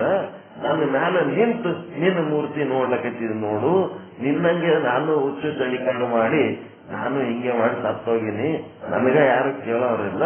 ಒಂದು ದಿನ ನಿನ್ನ ಮೂರ್ತಿನು ನಿನಕ್ಕಿಂತ ಮುಂದೊಬ್ಬ ಹುಚ್ಚ ಅಧಿಕಾರಿ ಬಂದಾಗ ನಿನ್ನ ಮೂರ್ತಿ ಕಾಲಾಗ ಹಾಕ್ತಾರ, ಮತ್ತ ಅವನ ಮೂರ್ತಿ ನಿಂದಿರ್ತಾರ. ಈಗ ಬೆಟ್ಟ ಏರಿ ಏನ್ ಬಂದಿದಲ್ಲ, ಎಷ್ಟು ಸ್ಟೆಪ್ ಸೇರ್ಸಿ ಬಂದಿದಿ, ಅವಷ್ಟು ಸ್ಟೆಪ್ಗಳು ಒಂದೊಂದು ಮೂರ್ತಿನೇ ಅದಾವ. ಹಿಂಗೆ ಹುಚ್ಚುಚ್ಚ ಅಧಿಕಾರ ಮಾಡಿದಂತವ್ರ ಮೂರ್ತಿ. ಪ್ರಜೆಗಳಿಗೆ ನಾವು ಚಲೋ ಮಾಡಬೇಕು ಅಂತೇಳಿ ಏನ್ ಪ್ರಯತ್ನ ಮಾಡಿ ಅತಿಯಾದ ಪ್ರಜೆಗಳಿಗೆ ಸೇವೆ ಮಾಡಬೇಕು, ಪ್ರಜೆಗಳಿಗೆ ಒಂದು ಶಿಸ್ತಿನ ಬದುಕು ಕೊಡಬೇಕು ಅನ್ನೋದು ಜವಾಬ್ದಾರಿ ಆದೇ ಹೊರತು ದುಡಿಲಕ್ಕ ಸಾಮರ್ಥ್ಯ ಇದ್ದವರಿಗೆ ಪುಗುಸಟೆ ಭಾಗ್ಯ ಕೊಟ್ಟು ಮೈಗಳರನ್ನು ಮಾಡಿ ದುಶ್ಚಟಗಳನ್ನ ಕಲಿಸಿ ಕುಡಿಸದ ಚಟಕ್ಕೆ ದಾಸರನ್ನಾಗಿ ಮಾಡಿ ಅವ್ರಿಗೆ ಹೆಚ್ಚೆಚ್ಚು ಕುಡಿಸಿ ಅವರಿಂದ ರೊಕ್ಕ ತಗೊಂಡು ಅವ್ರ ಹೆಂಡ್ರ ಮಕ್ಕಳಿಗೆ ಪುಗುಸಟೆ ಭಾಗ್ಯ ಕೊಡ್ತೀವನ್ನ ನಾಟಕ ಮಾಡಿ ನಮ್ಮ ಹೊಟ್ಟೆ ತುಂಬಿಸ್ಕೊಳ್ಳೋದು ಇಂಥವೆಲ್ಲ ನಾವು ಬಹಳ ಮಾಡೀವಿ. ನೀನೇನೀಗ ಭಾರಿ ದೊಡ್ಡದು ಮಾಡ್ಲಕತ್ತಿದೆ ಅಂತ ತಿಳ್ಕೊಬೇಡ. ಇದೆಲ್ಲ ಮಾಡಿದಾಗ ಏನಾಗ್ಯದ, ಈ ಸ್ಟೆಪ್ಗಳು ಏನಾಗ್ಯಾವ ಎಲ್ಲ ಹೊಸು ಈ ಮೂರ್ತಿಗಳನ್ನೇ ನೀನು ಕಾಲಿಟ್ಟು ಬಂದಿದಿ. ಇವತ್ತು ನಿನ್ನ ಮೂರ್ತಿ ನೆಟ್ಟಗೆ ನಿಂತದ, ಒಂದು ದಿನ ನಿನ್ನ ಮೂರ್ತಿ ಅಡ್ಡ ಬೀಳ್ತದ. ಎಲ್ಲರೂ ನಿನ್ನ ಮೂರ್ತಿನ ತುಳಿದು ಮತ್ತೆ ಮುಂದಿನವ್ರಿಗೆ ಬಹು ಪರ ಕಂಡ್ಲಕ್ ಹೋಗ್ತಿರ್ತಾರ. ಬಹಳ ಅಭಿಮಾನ ಪಡಬೇಡ, ಹ್ಯಾಂಗ ಬಂದಿದೆ ಹಂಗ ವಾಪಸ್ ನಿನ್ನ ಮನೆಗೆ ಹೋಗು ಅಂತ ಹೇಳ್ತು. ಹಿಂಗಿರ್ತದ. ಪ್ರಜೆಗಳ ಕಲ್ಯಾಣ ಬೇರೆ, ಪ್ರಜೆಗಳ ಗುಣ ಕೆಡಿಸೋ ಕೆಲಸ ಬೇರೆ. ಮಕ್ಕಳಿಗೆ ಬಹಳ ಮುದ್ದು ಮಾಡಿದ್ರೆ ಅವು ಏನಾಗ್ತಾವ, ಮಳ್ಳಾದಂಗಾತಾವ. ಅವ್ರ ಮೇಲೆ ಗಟ್ಟಿತನೇ ಇರಂಗಿಲ್ಲ. ಮಕ್ಕಳಿಗೆ ಅವಾಗವಾಗ ಬೈತಿರ್ಬೇಕು, ಒಂದೆರಡು ಏಟ್ ಹಾಕಿ ಸರಿ ದಾರಿಗೆ ತಂದಿರ್ಬೇಕು. ನಮ್ಮ ಅಪ್ಪ ಅಮ್ಮನೇ ಬೈದಿಲ್ಲ, ನಮ್ಮ ಅಪ್ಪ ಅಮ್ಮನೇ ಹೊಡೆದಿಲ್ಲ, ನೀವ್ಯಾರು ಬೈಯೋರು, ನೀವ್ಯಾರು ಹೊಡೆಯವರು, ಹಿಂಗೆ ಮಾತಾಡ್ತಾವ. ಒಳಗ್ ನೋಡಿದ್ರ ಏನೇನು ಚಲೋ ಗುಣಗಳೇ ಇರಂಗಿಲ್ಲ, ಮೊಳ ತರ ಇರ್ತಾವ. ಯಾವುದನ್ನು ಎದುರಿಸುವ ಶಕ್ತಿ ಇರಂಗಿಲ್ಲ. ಮಕ್ಕಳಿಗೆ ಹಂಗೆ ಮಾಡಿ ಮದುವೆ ಮಾಡಿ ಕೊಡ್ತಾರ, ಅಲ್ಲಿ ಹೋಗುನ ಬೈತಾರ. ಬೈದ್ರು ಕೇಳ ಗುಣ ಇಲ್ಲ, ಬಡದ್ರು ಕೇಳ ಗುಣ ಇಲ್ಲ. ಬರೀ ಅವ್ರದೇ ಆದ ಒಂದು ದುಷ್ಟ ಸ್ವಭಾವ ಬೆಳೆಸಿಬಿಟ್ಟಿರ್ತಾರ. ಅವು ತಮ್ಮದೇ ನಡೆಸ್ಬೇಕಂತಿರ್ತಾವ. ಅಲ್ಲಿ ಗಂಡನ ಮನೆಗೆ ಹೋದ್ರ ಅವ್ರದ್ದು ನಡೆಸ್ಬೇಕಂತಿರ್ತಾರ. ಅಡ್ಡಾಡ್ ಬಿಡ್ತಾರ. ನೀನೇನ್ ಹಿಂಗ್ ಮಾಡಿದ್ರ ಹಿಂಗ್ ಹೊಡೆದ್ರೆ ನನಗೆ ಹೆಂಗಾಗ್ತದ? ನಾ ಏನ್ ನಮ್ಮ ಅಪ್ಪನ ಕೈಲೇ ಹೊಡಿಸ್ಕೊಂಡಿಲ್ಲ, ನಮ್ಮ ಅಮ್ಮನ ಕೈಲೇ ಹೊಡಿಸ್ಕೊಂಡಿಲ್ಲ, ನಾನ್ ಇಲ್ಲಿ ಇರ್ಲಕ್ಕಾಗಲ್ಲಪ್ಪ ಅಂತೇಳಿ ಬಾಳೆ ಬರ್ತಾರ. ಇದು ಜೀವನ ಅಂತಾರ? ನೀವು ಗಟ್ಟಿತನ ಇರ್ಲಿಲ್ಲ ಅಂದ್ರೆ ಜೀವನ ಅಂತಾರ? ಹೀಗಾಗಿ ಅಲ್ಲಿ ಏನಾಗಬೇಕು? ಎದಕ್ಕೆ ಹೇಳಕತ್ತಿದ್ದೆ? ಎದಕ್ಕೆ ಹೇಳಕತ್ತಿದ್ದೆ? ಜಗತ್ತು ಮಿಥ್ಯೆ ಆದ. ಈ ಜಗತ್ತೇ ಮಿಥ್ಯೆ ಇದ್ಮೇಲೆ ಜಗತ್ತಿನಾಗ ನಿನ್ನ ಅಸ್ತಿತ್ವ ಏನು ಉಳಿಸ್ಕೋಬೇಕಂತಿದಲ್ಲ ಅದನ್ನು ಮಿಥ್ಯೆ ಇರ್ತದ. ಈ ಜಗತ್ತಿನಂತ ಮಿಥ್ಯವಾದ ವಸ್ತು ಮತ್ತೊಂದಿಲ್ಲ. ಅಂತ ಮಿಥ್ಯವಾದ ಜಗತ್ತಿನೊಳಗ ನಿನ್ನನ್ನ ಸತ್ಯ ಮಾಡ್ಕೋತೀನಿ ಅಂದ್ರೆ ಹೆಂಗಾಗ್ತದ? ಅದಕ್ಕೆ ಈ ಒಂದು ನಿನ್ನ ಸಂಶಯ ಅಳಿಬೇಕಾದ್ರೆ ನನ್ನ ಬ್ರಹ್ಮಜ್ಞಾನದ ವಿಚಾರ ಕೇಳು. ವೈ ಜಗತ್ತಿ ಅತಿ ಹಾನಿ, ಜಗತ್ತು ಅತ್ಯಂತ ಅಭಾವವಿದೆ. ಸೋಮೋಮೆ ನಹಿ ಅವ್ರಮೆ, ಅದು ಏನದ? ನನ್ನೊಳಗೂ ದುಃಖ ಇಲ್ಲ, ಮತ್ತಿನ್ನೆಲ್ಲಿ ಯಾರಲ್ಲಿಯೂ ದುಃಖ ಇಲ್ಲ. ಇಲ್ಲವೇ ಅಂದ ಮೇಲೆ ಅದು ತನ್ನಲ್ಲಿ ಆಗಲಿ ಅಥವಾ ಇನ್ನೊಬ್ಬರಲ್ಲಿ ಆಗಲಿ ಇರುವುದೇ ಇಲ್ಲ. ಎಲ್ಲಿ ಜನ್ಮ ದುಃಖ, ಜನನ ದುಃಖ, ಜೀವನ ದುಃಖ, ಮರಣ ದುಃಖ ಅನ್ನೋದು ಇಲ್ಲವೇ ಇಲ್ಲ. ಅದಕ್ಕ ನೀನೇನ್ ಮಾಡ್ಬೇಕಪ್ಪ ಅಂತಂದ್ರೆ ಈ ಹುಟ್ಟುವ, ಬದುಕುವ, ಸಾಯುವುದರ ಬಗ್ಗೆ ಒಂದು ಸ್ವಲ್ಪ ಬೇಸರ ಪಡು. ಹುಟ್ಟುತ್ತಿದೆ, ಬರ್ತಿದೆ, ಎದಕ್ಕೆ ಹುಟ್ಟಿದೆ? ಹಿಂದಿನ ಜನ್ಮದ ಕರ್ಮಗಳು ಅನುಭವಿಸ್ಲಕ್ಕೆ ಬರ್ತಿದೆ. ಬಂದು ಬರೇ ಹಿಂದಿನ ಜನ್ಮದ ಕರ್ಮ ಅನುಭವಿಸಿದೆ ಇಲ್ಲ, ಅದ್ರ ಸಂಗತಿ ಇನ್ನೊಂದಿಷ್ಟು ಕರ್ಮಗಳು ಮಾಡಿ ಮತ್ತೆ ಮುಂದಿನ ಜನ್ಮಕ್ಕ ಮೂಲ ಮಾಡಿಕೊಂಡು ಹೋಗ್ತೀವಿ. ಮತ್ತೆ ಅವು ಅನುಭವಿಸ್ಲಿಕ್ಕ ದೇಹದಿಂದ ಕರ್ಮ, ಕರ್ಮದಿಂದ ದೇಹ, ದೇಹದಿಂದ ಕರ್ಮ, ಕರ್ಮದಿಂದ ದೇಹ. ಈ ರೀತಿ ನೀನು ಇವಕ್ಕ ಒಂದ್ ಸ್ವಲ್ಪ ಹೇಸ್ಗೋ, ಇದ್ರ ಬಗ್ಗೆ ಬೇಸರ ಪಡು. ಅದಕ್ಕೆ ಭವಮಾಲೆ ಗಲಸು ಈ ರೀತಿ ಹೇಳಿದ್ರು. ಇಲ್ಲಿ ಏನ್ ಅದು ಮೊದಲು ಹೇಳಿದ್ರು, ಈಗೇನ್ ಹೇಳ್ಯಾರ? ಭವಮಾಲೆ ಅದು ದುಃಖನೇ ಇಲ್ಲ, ಹುಟ್ಟಿದ್ದು ಸುಳ್ಳ, ನೀನು ಬದುಕಿದ್ದು ಸುಳ್ಳ, ನೀ ಸತ್ತಿದ್ದು ಸುಳ್ಳ, ಜಗತ್ತು ಸುಳ್ಳ, ನೀ ಅನುಭವಿಸಿದ ಜಗತ್ತಿನ ಸುಖನೂ ಸುಳ್ಳ, ನೀ ಅನುಭವಿಸಿರ್ತಾ ಇರೋ ಜಗತ್ತಿನೊಳಗಿನ ದುಃಖನೂ ಸುಳ್ಳ, ಎಲ್ಲನೂ ಸುಳ್ಳ ಅದ ಅಂತೇಳಿ ಈ ರೀತಿ ಹೇಳಿದಾಗ ಇಲ್ಲಿ ಅಧಿಕಾರಿಗಳಾದಲ್ಲಿ ಭಿನ್ನತೆ ಇದೆ. ಅದು ಹೇಳಿದ್ದು ಎಂತವರಿಗೆ? ಹೊಸ ಬ್ರಹ್ಮಜ್ಞಾನಕ್ಕಿನ್ನೂ ಯಾರು ಬಂದಿರಲ್ಲ ಅವರಿಗೆ ಕರ್ಮ ಸಿದ್ಧಾಂತ ಹೇಳಿ ಅವ್ರಿಗೆ ಬ್ರಹ್ಮಜ್ಞಾನಕ್ಕೆ ಕರ್ಕೋಬೇಕಾಗ್ತದ. ಅದಕ್ಕ ಆ ಅಧಿಕಾರಿ ಕೆಳಮಟ್ಟದ ಅಧಿಕಾರಿ ಇರುವುದರಿಂದ ಅವ ಕನಿಷ್ಠ ಅಧಿಕಾರಿನೂ ಅಲ್ಲ. ಅಂತವನಿಗೆ ಇನ್ನೂ ಬರೀ ಲೌಕಿಕ ಭೋಗಗಳಲ್ಲೇ ಇರೋಂಥವನಿಗೆ ಆ ಭವಮಾಲೆ ಗಲಸು ಅಂತ ಹೇಳಿದ್ರು. ಈಗ ನಿಮಗೆ ಹೇಳ್ತಾ ಇರೋದೇನಂದ್ರ ಇದು ಏನು ನಡೆದದ ಇದೆಲ್ಲ ಸುಳ್ಳು, ಜಗತ್ತೇ ಸುಳ್ಳ, ಜಗತ್ತಿನೊಳಗೆ ನಡೆದ ಲೀಲೆಗಳೇ ಸುಳ್ಳ ಅಂತೇಳಿ ಅಧಿಕಾರಿಯಲ್ಲಿ ಭಿನ್ನತೆ ಇದೆ. ಹುಟ್ಟು ಸಾವುಗಳಿಗೆ ಬೇಸರ ಪಡು, ನಿನ್ನ ನೀನು ತಿಳಿದುಕೊಳ್ಳುವುದಕ್ಕೆ ಪ್ರಯತ್ನ ಪಡು, ಅದು ಅಲ್ಲಿ ಹೇಳಿದ್ರು. ಇಲ್ಲಿ ಅಧಿಕಾರಿಗೆ ಏನ್ ಹೇಳಕತ್ತಾರ? ಉತ್ತಮ ಅಧಿಕಾರಿಗಳಿಗೆ ನೀನು ವಿಚಾರ ಮಾಡಿ ನೋಡು, ಹುಟ್ಟು ಸಾವುಗಳು ನಿನ್ನಲ್ಲಿ, ನಿನ್ನ ಆತ್ಮ ಸ್ವರೂಪದಲ್ಲಿ ಇಲ್ಲವೇ ಇಲ್ಲ. ನೀನು ಆತ್ಮನಿದ್ದೀಯ, ನೀನು ಶುದ್ಧ ಬ್ರಹ್ಮನಿದ್ದೀಯ. ಶುದ್ಧ ಬ್ರಹ್ಮನಿಗೆ ಜನನನೂ ಇಲ್ಲ, ಜೀವನನೂ ಇಲ್ಲ, ಮರಣನೂ ಇಲ್ಲ. ನಿನ್ನಲ್ಲಿ ಯಾವುದೂ ಇಲ್ಲವೇ ಇಲ್ಲ, ಕೇವಲ ಪರಮಾನಂದ ಒಂದೇ ಆದ. ಇದು ಇಲ್ಲವೇ ಇಲ್ಲ ಅಂತಂದ ಮೇಲೆ ನಿನ್ನ ಆತ್ಮ ಸ್ವರೂಪದಲ್ಲಿ ಇಲ್ಲ ಅಂದ ಮೇಲೆ ನೀನು ತಿಳಿದುಕೊಳ್ಳು ನನ್ನಲ್ಲಿ ದುಃಖವಿಲ್ಲ ಅಂತ. ಯಾರಿಗೆ ಜನನ ಅದ, ಯಾರಿಗೆ ಜೀವನ ಅದ, ಯಾರಿಗೆ ಮರಣ ಅದ, ಅವರಿಗಿದು ದುಃಖ.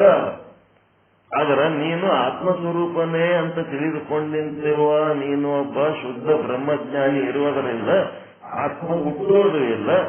ಆತ್ಮ ಹುಟ್ಟಂಗಿಲ್ಲ ಅಂದ್ಮೇಲೆ ಅಲ್ಲಿ ಜನನ ದುಃಖ ಇಲ್ಲ, ಆತ್ಮ ಜೀವಿಸುವುದೂ ಇಲ್ಲ, ಜೀವನ ಮಾಡಂಗಿಲ್ಲ, ಆಯುಷ್ಯ ಪರ್ನಂತ. ಅದಕ್ಕೆ ಜೀವನದ ದುಃಖನೂ ಇಲ್ಲ, ಆತ್ಮ ಸಾಯುವುದೂ ಇಲ್ಲ. ತಿಳಿದು ನೋಡಿದ್ರೆ ಆತ್ಮಕ್ಕ ಈ ಒಂದು ದುಃಖಾದಿಗಳು ಇಲ್ಲವೇ ಇಲ್ಲ. ಅದೇ ರೀತಿ ನಾನು ಶುದ್ಧ ಬ್ರಹ್ಮ ಸ್ವರೂಪನಾಗಿರುವುದರಿಂದ ನನ್ನಲ್ಲೂ ಆ ದುಃಖವಿಲ್ಲ. ನೀನು ಶುದ್ಧ ಬ್ರಹ್ಮ ಸ್ವರೂಪ ಅಂತ ನಿನ್ನನ್ನು ನೀನೆ ತಿಳ್ಕೊಂಡ್ರೆ ನಿನ್ನಲ್ಲೂ ಆ ದುಃಖವಿಲ್ಲ. ನೀನು ಶುದ್ಧ ಬ್ರಹ್ಮ ಸ್ವರೂಪ ಅನ್ನೋದು ಮರೆತು ಈ ದೇಹನೇ ನಾನು ಅಂತ ತಿಳ್ಕೊಂಡದಕ್ಕೆ ದೇಹ ಹುಟ್ಟಿದ್ರ ಹುಟ್ಟಿನಂತಿದೆ, ದೇಹ ಸತ್ರ ಸತ್ತಿನಂತಿದೆ, ದೇಹ ಬಾಳಿದ್ರ ನಾನೇ ಬಾಳಿ ನಿಂತಿದಿ, ದೇಹ ಬೆಳಗಿದ್ರ ನಾನೇ ಬೆಳಗಿ ನಿಂತಿದಿ, ದೇಹ ಮುದುಕಾದ್ರ ನಾನೇ ಮುದುಕಾಗಿನೇ ಅಂತಿದಿ. ಅದಕ್ಕೆ ಹಿಂಗಾಗ್ತಿದಿ ಅಂತಂದ್ರ ನಿನ್ನ ಶುದ್ಧ ಬ್ರಹ್ಮ ಸ್ವರೂಪದ ಬಗ್ಗೆ ನಿನಗೆ ವಿಸ್ಮರಣೆಯಾಗಿ ದೇಹವೇ ನಾನು ಅಂದದ್ದಕ್ಕೆ ನಿನಗೆ ಹಿಂಗಾಗ್ಯದ. ನಿಜವಾಗಿ ಆ ದುಃಖ ಅನ್ನೋದು ನಿನ್ನೊಳಗೆ ಇಲ್ಲವೇ ಇಲ್ಲ. ನಿನ್ನಲ್ಲಿ ಇಲ್ಲ ಅಂತಂದ ಮೇಲೆ ನಿನ್ನಲ್ಲಿ ಅಂತಂದ್ರೆ ಅದರ ಅರ್ಥ ಏನು? ಆತ್ಮ ಸ್ವರೂಪದಲ್ಲಿ, ನಿನ್ನ ಲಕ್ಷಾರ್ಥದಲ್ಲಿ ಇಲ್ಲ. ನನ್ನಲ್ಲಿ ದುಃಖ ಇಲ್ಲ ಅಂತಲೂ ಹೇಳಿದರೆ, ವಿಚಾರ ಮಾಡು ಅಂತಲೂ ಹೇಳಿದರೆ, ಆದರೆ ನನ್ನ ಮನಸ್ಸು ವಿಚಾರ ಮಾಡಲು ಅವಕಾಶವೇ ಕೊಡುತ್ತಿಲ್ಲ. ಏನ್ ಮಾಡ್ಲಿ ಅಂತಂದಾಗ ನಿನ್ನ ಮನಸ್ಸು ಎದುರಾಗದ, ಬಾಹ್ಯ ಜಗತ್ತಿನ ವಿಷಯಗಳೊಳಗದ, ಪರಚಿಂತೆ ಒಳಗೆ ಮುಳುಗದ. ಅದಕ್ಕೆ ಪರಚಿಂತೆ ಏನ್ ಮಾಡು, ಬಿಡು, ಅದು ಸ್ವಲ್ಪ ತ್ಯಾಗ ಮಾಡು. ಅದು ಬಿಡ್ಲಕ್ಕ ನೀನು ಮನಸ್ಸು ಮಾಡು. ಮತ್ತೆ ಈ ಹುಟ್ಟು ಸಾವುಗಳು ನನ್ನಲ್ಲಿ ಇಲ್ಲ ಅನ್ನೋದು ನಿನ್ನ ಅನುಭವಕ್ಕೆ ಬರಬೇಕಾದ್ರೆ ಪರಚಿಂತೆ ಬಿಡಬೇಕು. ಮತ್ತೆ ನೀವೇನು ಈ ಪರಚಿಂತೆ ಬಿಟ್ಟಿಯೇ ಅಂತಂದ್ರೆ ನಿನ್ನೊಳಗ ಒಂದು ಅನಾಥನಾದ ಕೇಳಲಿಕ್ಕೆ ಹಚ್ಚುತ್ತದ.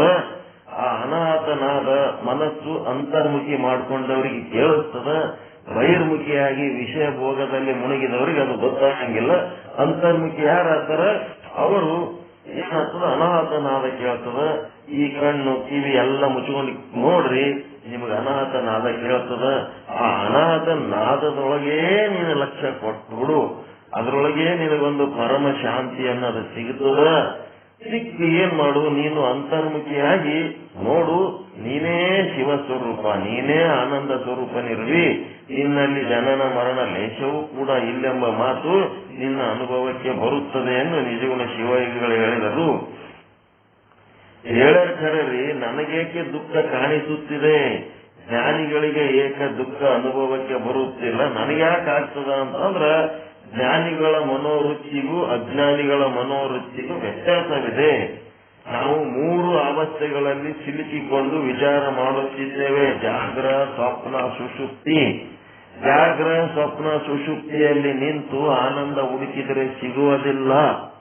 ಅದಕ್ಕೇನ್ ಮಾಡ್ಬೇಕಪ್ಪ, ನಾವು ಜಾಗೃತಾವಸ್ಥೆ, ಸ್ವಪ್ನಾವಸ್ಥೆ, ಸುಷುಪ್ತಾವಸ್ಥೆಯಲ್ಲಿ ಏನಿರ್ತದ, ಇಂದ್ರಿಯಗಳ ವ್ಯವಹಾರಗಳಿರ್ತಾವ.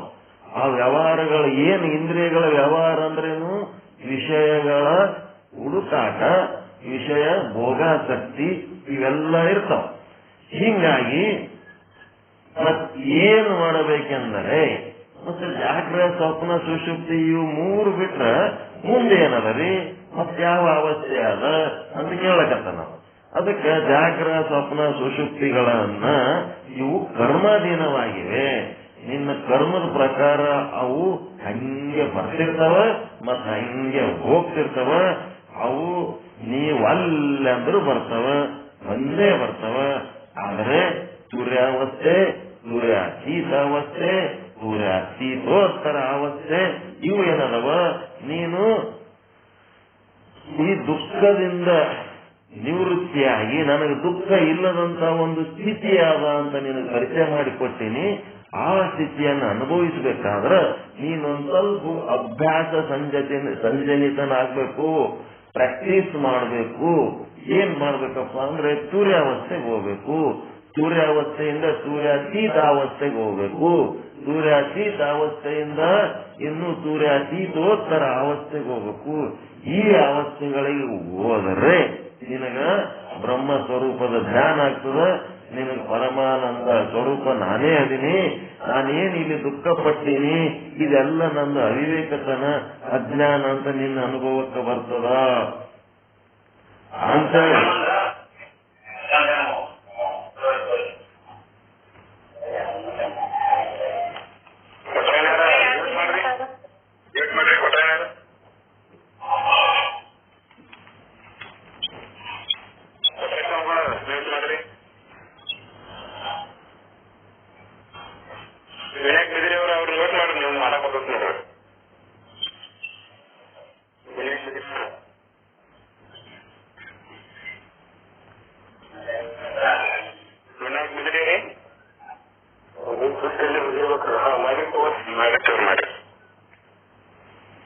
ಪ್ರಯತ್ನ ಮಾಡ್ಬೇಕಾಗ್ತದಪ್ಪ, ಸ್ವಲ್ಪ ಪ್ರಯತ್ನ ಮಾಡ್ಬೇಕಾದ ಹಂಗೆ ಸಿಗಂಗಿಲ್ಲ. ನಿಂದು ಒಂದಿಷ್ಟು ಪುರುಷ ಪ್ರಯತ್ನ ಬೇಕು, ಅದನ್ನು ಪಡ್ಕೋಬೇಕು ಅಂದ್ರೆ ಅದಕ್ಕ ಗುರುಗಳೇ ಆಯ್ತು, ಇವೇನೋ ಹೊಸ ಕಲಿಸಿದ್ರಲ್ಲ, ಸೂರ್ಯಾವಸ್ಥೆ ಅಂದ್ರೆ ಹೆಂಗಿರ್ತದ, ಮತ್ತೆ ಸೂರ್ಯಾತೀತ ಅಂದ್ರೆ ಹೆಂಗಿರ್ತದ, ಸೂರ್ಯಾತೀತೋತ್ತರ ಅಂದ್ರೆ ಹೆಂಗಿರ್ತದ ಅಂತಂದ್ರ ಸಿಮೆಂಟ್ ಒಂದ್ ಕಡೆ ಇರ್ತದ, ರಾಡ್ ಒಂದ್ ಕಡೆ ಇರ್ತದ, ನೀರ್ ಒಂದ್ ಕಡೆ ಇರ್ತದ, ಉಸುಕ್ ಒಂದ್ ಕಡೆ ಇರ್ತದ. ಮಾಡೋರು ಎಕಡೆ ಕಡೋ ಇರ್ತಾರ, ಕೆಲಸ ಮಾಡೋರು ಎಲ್ಲರೂ ಕೂಡ ಒಂದು ಬಿಲ್ಡಿಂಗ್ ಚರ್ಚ್ ಹಾಕ್ತಾರ. ಚರ್ಚ್ ಹಾಕತ್ತ ಟೈಮ್ನಾಗ ಏನಿರ್ತದ, ಕೆಳಗೆ ಸೆಂಟ್ರಿಂಗ್ ಹೊಡಿತಾರ, ಹೊಡೆದ ಪ್ಲೇಟ್ ಗೀಟ್ ಹಾಕಿ ಲೆವೆಲ್ ಲೆವೆಲ್ ಲೆವೆಲ್ ಮಾಡ್ತಾರೆ. ಚರ್ಚ್ ಮಾಡ್ಯಾರ ಮೇಲೆ ಏನ್ ಮಾಡ್ತಾರ್ರಿ, ಏನ್ ಮಾಡ್ತಾರೆ, ನೀರ್ ಹಾಕ್ತಾರೆ, ಲಾಭ ಹಾಕಿ ಎಲ್ಲ ಸಿಮೆಂಟ ಉಸುಕ ಎಲ್ಲ ಕಲಿಸಿ ಕಾಂಕ್ರೀಟ್ ಹಾಕಿ ಲ್ಯಾಬ್ ಹಾಕಿ ಅದ್ರ ಮೇಲೆ 21 ದಿನ ನೀರ್ ಹಾಕ್ತಾರೆ. ಕೆಳಗ ಅವು ಕಟ್ಟಿಗೆ ಸಪೋರ್ಟ್, ಕಬ್ಬಿಣ ಪ್ಲೇಟ, ಕಟ್ಟಿಗೆ ಕಂಬ ಏನೆಲ್ಲ ಹಾಕಿರ್ತಾರೆ. ಇದು ತುರಿಯಾವಸ್ಥೆ ಅಂತಂದ್ರೆ ಏನು, ಸ್ಲ್ಯಾಬ್ ಹಾಕಿದಂಗೆ ನೋಡಪ್ಪ, ಸ್ಲ್ಯಾಬ್ ಹಾಕಿ ಕ್ಯೂರಿಂಗ್ ಮಾಡದಂಗೆ. ಬ್ರಹ್ಮಜ್ಞಾನದ ಅವಸ್ಥೆ ಅಂದ್ರೆ ಶ್ರವಣ ಮನನ ನಿಧಿಧ್ಯಾಸನಕ್ಕೆ ನೀನೇನ್ ಬರ್ತಿದೆ ಗುರುಗಳ ಬಳಿ ಬಂದು ಕೂತು ಇದು ಪ್ರತಿನಿತ್ಯ ಶ್ರವಣ ಮಾಡ್ತಿದಲ್ಲ, ಇದು ಎಲ್ಲ ಪ್ರತಿನಿತ್ಯ ಪ್ರಾಕ್ಟೀಸ್ ಮಾಡ್ತಿದಲ್ಲ, ಇದೆಲ್ಲ ಏನದಪ್ಪ ಅಂತಂದ್ರೆ ತುರಿಯಾವಸ್ಥೆ ಇದ್ದಂಗಿದು. ದಿನ ಕ್ಯೂರಿಂಗ್ ಮಾಡಿ ನೀರ್ ಹಾಕೋದ್ರ ಉದ್ದೇಶ ಏನು, ಅದು ಛತ್ತ ಗಟ್ಟಿ ಆಗ್ಲಿ ಅಂತ. 21 ದಿವಸ ಆಗ ತನಕನು ತಡ್ಕೊಳಂಗಿಲ್ಲ. ಒಂದಿಷ್ಟು ಮಂದಿ ನಡವರ್ಕೆ ಬಿಟ್ಟು ಹೋಗ್ತಿರ್ತಾರೆ, ಕಂಬ ತೆಗೆದು ಬಿಡ್ತಾರೆ, ಕಂಬ ತೆಗೆದು ಛತ್ತ ಕೆಡಕೊಂಡು ಹೋಗ್ಬಿಡ್ತಾರೆ. ಎಷ್ಟು ಮಂದಿ ಸೇರಿದ್ರು ನೋಡಿದ್ರ ನಮ್ಮದ್ರಾಗ 100 ಗಟ್ಲೆ ಬಂದು ಆದ್ರು ಅದು ಇನ್ನೂ ಗಟ್ಟಿ ಆಗೋದ್ರಾಗೆ ಆಯ್ತು, ಕಂಬ ಗಿಂಬಾಕಿ ತಗೊಂಡು ಛತ್ತ ಕೆಡಕೊಂಡು ಹೋಗ್ಬಿಡ್ತಾರೆ. ಪರಿಪೂರ್ಣವಾದಂತ ಒಂದು ಜ್ಞಾನ ಪಡ್ಕೊಳ್ಳಂಥದ್ದು ಅವರಿಗೆ ವಿಶ್ವಾಸ ಉಂಟಾಗಲ್ಲ. ಯಾಕಂದ್ರೆ ಕರ್ಮ, ಅವ್ರ ಕರ್ಮ ಹಂಗೆ ಕರ್ಕೊಂಡು ಹೋಗ್ತಿರ್ತದ. ಕರ್ಮದ ಬೆನ್ನ ಹತ್ತಿದವ್ರಿಗೆ ಏನು ಮಾಡಕ್ಕಾಗಲ್ಲ. ಕರ್ಮ ನಮ್ ಬೆನ್ನ ಹತ್ತಬಾರ್ದು, ನಾವು ಕರ್ಮದ ಬೆನ್ನ ಹತ್ತಬಾರ್ದು, ಹಂಗಿರ್ಬೇಕು. ಅವ್ರ ಕರ್ಕೊಂಡು ಹೋಗ್ಬೇಕು. ಅದೇನಾಯ್ತು, 21 ದಿನ ಆದ್ಮೇಲೆ ಅಲ್ಲಿ ತನಕ ಕಂಬ ಕಟ್ಟಿಗೆ ಅವು ಏನೇನು ನಡಬರ್ ಹಾಕಿರ್ತಾರಲ್ಲ, 21 ದಿನ ಆಗಿ ಕ್ಯೂರಿಂಗ್ ಆದ್ಮೇಲೆ ಅವ್ರು ಏನ್ ಮಾಡ್ತಾರೆ, ಕೆಳಗಿನ ಕಂಬ ಹಂಗೆ ಇಟ್ಕೊಂಡು ಕುಂದಿರ್ತಾರೆ. ಛತ್ತ ಗಟ್ಟಿ ಆದ್ಮೇಲೆ ಎಷ್ಟು ಬಿಸಾಕ್ಬಿಡ್ತಾರಲ್ಲ, ಕಿತ್ ಹೆಂಗ್ ಹೊರಗೆ ಬಿಸಾಕ್ತಾರೆ. ಅವು ಕಿಟ್ ಮಾಡೋ ಟೈಮ್ನೊಳಗೆ ಎಷ್ಟು ಸೂಕ್ಷ್ಮ ಮಾಡಿ ಮಾಡ್ತಿರ್ತಾರೆ, ಲೆವೆಲ್ ಬಾಟ್ಲಿ ಅವೆಲ್ಲ ಇಟ್ಕೊಂಡು. ಆದ್ರೆ ಆಮೇಲೆ ತೆಗೆದು ಹೋಗ್ಯಾಗ ಅದು ಗಟ್ಟಿ ಆಯ್ತು ಅಂತಂದ್ರೆ, ಇಲ್ಲ ಇಲ್ಲ ಇವ್ರಲಿಂತೆ ನಾನು ಗಟ್ಟಿಯಾಗಿನಿ, ಅವ್ ತೆಗಿಬೇಡ್ರಿ, ಅವ್ರು ಸಪೋರ್ಟ್ ಮಾಡ್ಯಾವ, ಅಡಿ ತನಕ ನನಗೆ ಅವು ಇರ್ಲಿ ನನ್ನ ಸಂಗಾಟ ಅಂತೇಳಿ ಅವು ಏನಾರ ಇಟ್ಕೊತಾವೆ ಒಂದಕ್ಕೊಂದು ಇದಾಗ್ಬಿಡ್ತಾವ. ವಿದ್ಯಾಸಾಗರ್ಲಿಂತೆ ನನಗೆ ಬ್ರಹ್ಮಜ್ಞಾನ ಆಗ್ಯದ, ನಿತ್ಯಲ್ ದಾಸರ್ಲಿಂತೆ ನನಗೆ ಬ್ರಹ್ಮಜ್ಞಾನ ಆಗ್ಯದ, ಇನಾಮದಾರ್ ಪಾಠ ಹೇಳಿದ್ದಕ್ಕೆ ನನಗೆ ಬ್ರಹ್ಮಜ್ಞಾನ ಆಗ್ಯದ, ಅದು ತೆಗಿಬೇಡ್ರಿ, ಅವ್ ಹಂಗೆ ಇಟ್ಕೋಬೇಕಂತೇಳಿ ಇಟ್ಕೊಂಡ್ರ ಅದು ಎಂತ ಬುದ್ಧಿಗೆ ಹಿಡಿತಾನ ಅಂದ್ರ ಸತ್ತು ಗಟ್ಟಿ ಆದ್ಮೇಲೂ ಇವು ನಂಗೆ ಇಟ್ಕೊಂಡು ಕೂತಿರೋದು. ಇವು ಕಿತ್ತಿ ಬಿಸಾಕ್ಬೇಕು, ಆದಷ್ಟು ಜಲ್ದಿ ಗಟ್ಟಿ ಆಗ್ಬೇಕು, ಇವು ಕಿತ್ತಿ ಬಿಸಾಕ್ಬೇಕು. ಇವ್ರ ಉದ್ದೇಶ ಏನು, ನಿಮ್ಮನ್ನ ಗಟ್ಟಿ ಮಾಡೋದು. ಕಂಬ ಕಟ್ಟಿಗೆ ಅವೇನು ಇದ್ರದ್ದು ಸ್ಟೀಲಿನ ಪ್ಲೇಟ್ ಅವೇನು ಫಿಟ್ಟಿಂಗ್ ಮಾಡ್ಯಾರಲ್ಲ, ಅವ್ರ ಉದ್ದೇಶ ಏನು, ನಿಮ್ಮೊಳಗೆ ಬ್ರಹ್ಮ ಸ್ವರೂಪದ ಜ್ಞಾನ ಗಟ್ಟಿಗೊಳ್ಳೋದ್ರದ್ದು ಅದ್ರ ಉದ್ದೇಶ. ಅದು ವಿಚಾರ ಸಾಗರಕ್ಕೆ ಚಕ್ಕಿ ಬೀಳೋದದು, ಇನಾಮದಾರಿಗೆ ಚಕ್ಕಿ ಬೀಳೋದದು, ನಿಶ್ಚಲ್ದಾಸಿಗೆ ಚಕ್ಕಿ ಬೀಳೋದದು. ಯಾರಿಗೆ ಚಕ್ಕಿ ಬೀಳ್ಬೇಕು, ನಿಮ್ಮೊಳಗಿನ ಗಟ್ಟಿತನಕ್ಕೆ ನೀವು ಚಕ್ಕಿ ಬೀಳ್ಬೇಕು, ನೀವು ಗಟ್ಟಿ ಆಗ್ಬೇಕು. ಇದು ಕಿತ್ತಿ ಬಿಸಾಕ ಸ್ಥಿತಿ ಬಂದದ್ದೇ ಏನದಪ್ಪ ಅಂತಂದ್ರೆ ಸೂರ್ಯಾತೀತಾವಸ್ಥೆ. ಸೂರ್ಯಾತೀತಾವಸ್ಥೆ. ಅಯ್ಯ ಸತ್ರ ಅಮಾಸೆ ನಿಲ್ತವೇನು, ನಾವು ಅಮಾಸೆ ಇದ್ದವ್ರು ಮಾಡೋನ್ ನಡಿ, ಆದ್ರೆ ಹೋಗಲಕ್ಕ ಅವ್ನು ತಗೊಂಡು ಏನ್ ಮಾಡೋದು, ಅವ್ನ್ ನಿಂತೇ ನಡೀತದೇನ ನಂಗಿರ್ಬೇಕು. ಅದಕ್ಕೆ ಸೂರ್ಯಾತೀತಾವಸ್ಥೆ. ಒಂದಿನ ನಿಮ್ ಪಾಠ ಕೇಳಿಲ್ಲ ಅಂದ್ರೆ ನಮ್ಗೆ ಹೆಂಗೋ ಆಗ್ತದ, ಏನೋ ಕಳ್ಕೊಂಡಂಗ ಆಗ್ತದ. ಒಂದಿನ ನಿಮ್ ಪಾಠ ಕೇಳಿಲ್ಲ ಅಂತಂದ್ರೆ ನಮ್ಗೆ ತ್ರಾಸ ಆಗ್ತದ. ಇವೆಲ್ಲ ಹೋಗ್ಬೇಕು. ಇದ್ರ ಮೇಲೆ ಡಿಪೆಂಡ್ ಆಗಿ ದನಿ ಕೇಳ್ಕೊತ್ ಕುತ್ಕೊಂಡೇನ್ ಮಾಡ್ತೀರ. ಇದೇನ್ ದಿನ ಇರುತ್ತೆ, ಇವತ್ತಿಲ್ಲ ನಾಳೆ ಗಪ್ಪ ಆಗ್ತದ ಇಲ್ಲ, ಶಾಶ್ವತವಾಗಿ ಹಿಂಗೆ ಗಂಟೆ ಹೊಡ್ಕೊತಿರ್ತದ, ಏನಿಲ್ಲ. ಇರೋದ್ರಾಗ ಗಾಳಿ ಬಿಟ್ಟಾಗ ತೂರಿಕೊಳ್ಳಿರೋ ಗಾಳಿ ನಿಮ್ಮ ಅಧೀನವಲ್ಲ. ಶರಣರು ಬಂದಾಗ ಅವರಿಂದ ತತ್ವಜ್ಞಾನ ಪಡ್ಕೊಂಡು ನೀವು ಶರಣರಾಗ್ರಿ. ಬಿಟ್ಟಕ್ಕೆ ನಿಮ್ಗೆ ಬೇಕಂದಾಗ ನಾವು ಮಾಡ್ಕೊಳಕ್ ಆಗಂಗಿಲ್ಲ. ಒಳ್ಳೆ ಉತ್ತಮ ಅಧಿಕಾರಿಗಳು ಒಂದ್ ಸ್ವಲ್ಪ ಅವಾಗ ಅಂತಿರ್ತಾರೆ ಕಲ್ಯಾಣಪ್ಪನಂತವ್ರು, ಏನು ಈ ಗ್ರಂಥಗಳು ಒಳ್ಳೆ ರಿಟೈರ್ ಆದ್ಮೇಲೆ 60-70 ವಯಸ್ಸಿಗೆ ಬಂದು ಗಂಟು ಬಿದ್ದಾವ. ನಮಗ ಸ್ವಲ್ಪ ನಮ್ ಯೌವನದಾಗ ಶಕ್ತಿ ಇದ್ದಾಗ ಸಿಕ್ಕಿತ್ತಂದ್ರೆ ಇದ್ರ ಮಾತೇ ಬೇರೆ ಇತ್ತು. ನಾವ್ ಇದಕ್ಕೆ ಏನೇನೋ ಮಾಡಿಬಿಡ್ತಿದ್ದೆವು. ಏನ್ ಮಾಡಕ್ಕಾಗ್ತದೆ? ಹಿಂಗಿರ್ತಾವ ಉತ್ತಮ ಅಧಿಕಾರಿಗಳ ಭಾವನೆಗಳು. ಈಗ ಇನ್ನ ಒಂದಿಷ್ಟು ಮಂದಿ ಯಾಕರೆ ಸಿಕ್ಕವ, ಸುಮ್ನೆ ಬೆನ್ನತ್ತಿವಲ್ಲ, ಸುಮ್ಮನೆ ಮಕ್ಕಳ ಬಿಟ್ಟಿಗೆ ನಮ್ಗ ಒಳ್ಳೆ ಫೋನ್ ಮಾಡಿ ಕರೀತಾರೆ ಪಾಠಕ್ಕೆ. ಇದೇನಿದು ಸುಮ್ಮನೆ ಹಚ್ಕೊಂಡು ನೋಡಿ ನೀವು ಈಗಲೂ ಒಂದಿಷ್ಟು ಮಂದಿ ಇರ್ತಾರೆ. ಹೀಗಾಗಿ ಇಲ್ಲೇನಾಯ್ತು, ಈ ಹಿಂದೆ ನಿಮ್ಗೆ ಗಟ್ಟಿ ಆಗುವುದಕ್ಕ, ಶುದ್ಧ ಬ್ರಹ್ಮ ಸ್ವರೂಪದ ಅನುಭವ ಆಗುವುದಕ್ಕ ನಿಮ್ಗೆ ಏನೇನ್ ಸಪೋರ್ಟ್ ಮಾಡ್ಯಾವ ಅವೆಲ್ಲವೂ ಜಮಾ ಮಾಡಿ ಯಾವ್ದಾರ ಒಂದು ಚೌಕ್ನಾಗ ಹಾಕಿ ಸುಟ್ಬಿಡ್ಬೇಕು. ಇಟ್ಕೋಬಾರ್ದು, ಹಾವು ಇಟ್ಕೊಳಕ್ ಹೋಗ್ಬಾರ್ದು. ಜ್ಞಾನ ಶೂನ್ಯ ತಲಕ್ ಹೋಗ್ಬೇಕು. ಹೋಗಿ ಕೇವಲ ನೀವು ಗಟ್ಟಿ ಆಗ್ಬೇಕು. ತುರ್ಯಾತೀತೋತ್ತರ ಅವಸ್ಥೆ ಅಂತಂದ್ರೆ ಏನದು? ಇಂಥವ್ರಲಿಂತೆ ನಮ್ಗ ಬ್ರಹ್ಮಜ್ಞಾನ ಆಗ್ಯದ ಅಂತ ಹೇಳಿ ಒಂದು ನಾಮ ರೂಪಗಳು ಒಳಗೆ ಇನ್ನ ಒಂದಿಷ್ಟು ಅದರದ್ದು ವಾಸನೆ ಇರ್ತಾವ, ನೆನಪಿರ್ತಾವ, ಅವು ಸಹಿತ ಕಳ್ಕೊಂಡ್ಬಿಡ್ಬೇಕು, ಎಲ್ಲ ಕಳ್ಕೋಬೇಕು. ಈಗ ನಿಮ್ ಮನಿ ಛತ್ರ ಹಾಕಿ ಒಂದು 25 ವರ್ಷ 30 ವರ್ಷ ಆಗ್ಯದ ಅಂತಂದ್ರ ನೀವು ಛತ್ರ ಹಾಕ್ಲಕ್ಕ ಕೆಲಸ ಮಾಡಿದಂತ ಬೇಲ್ದಾರಂದು ನೆನಪದ ನಿಮಗ? ಆ ಮೇಸ್ತ್ರಿ ನೆನಪದ? ಆ ಸಿಮೆಂಟ್ ಯಾರ ಅಂಗಡಿಯಾಗ ತಂದಿರಿ ಅದ್ರದ್ದು ರೇಟ್ ಏನಿತ್ತು ನೆನಪದ? ಕಬ್ಬಿಣದ ರೇಟ್ ಏನಿತ್ತು ನೆನಪದ? ಏನೇನು ಇಲ್ಲ, ಎಲ್ಲ ಮರ್ತು ಕೇವಲ ಸುಮ್ಮ ಹೆಂಗ್ ಜೀವನ ಮಾಡ್ಲಕತ್ತೀರಿ ಹಂಗ ಶುದ್ಧ ಬ್ರಹ್ಮ ಸ್ವರೂಪದಲ್ಲಿ ನಿಮ್ಮೊಳಗೆ ನೀವೇ, ನಿಮ್ಮಿಂದಲೇ ಆಗಿದ್ದು ನಿಮ್ಮ ಸಾಧನೆಯ ಆನಂದದೊಳಗೆ ನೀವಿರ್ಬೇಕು. ಯಾರ ಮೇಲೆ ಡಿಪೆಂಡ್ ಇರಬಾರ್ದು. ಸೂರ್ಯಾತೀತೋತ್ತರ ಅವಸ್ಥೆ ಅಂತಂದ್ರೆ ಅಲ್ಲಿ ಯಾರ್ದು ನಾಮ ರೂಪಗಳ ನೆನಪೇ ಇಲ್ಲ. ಹಿಂಗಿದೆ. ಅದಕ್ಕೆ ಏನ್ ಕೇಳಕತ್ತಾರ, ಶಾಸ್ತ್ರೀಯವಾಗಿ ಕೇಳಕತ್ತಾರ, ಆಯ್ತ್ರಿ ಇವೇನ್ ಸೂರ್ಯಾವಸ್ಥೆ ಅಂತ ಹೇಳಿದ್ರಿ, ಸೂರ್ಯಾತೀತ ಅವಸ್ಥೆ ಅಂದ್ರಿ, ಏನಿದು ಅಂತಂದ್ರೆ ಒಂದು ಸ್ವಲ್ಪ ತಿಳಿಸ್ರಿ ಈ ಸೂರ್ಯಾವಸ್ಥೆ ಹೆಂಗಿರ್ತದ? ಜಾಗ್ರ ಸ್ವಪ್ನ ಸುಶುಕ್ತಿಗಳೇನೋ ಬರ್ತದ, ಅವು ಮಾಯಾಧೀನ ಅದವಂತೀರಿ, ನಮ್ ಕರ್ಮಧೀನ ಅದವಂತೀರಿ, ಆಯ್ತು ಒಪ್ಕೋತೀವಿ. ಆದ್ರೆ ಪ್ರಯತ್ನ ಮಾಡ್ಬೇಕಪ್ಪ. ಸೂರ್ಯಾವಸ್ಥೆಗೆ ಹೋಗ್ಬೇಕು, ತೀವ್ರಾವಸ್ಥೆಗೆ ಹೋಗ್ಬೇಕಂದ್ರಿ.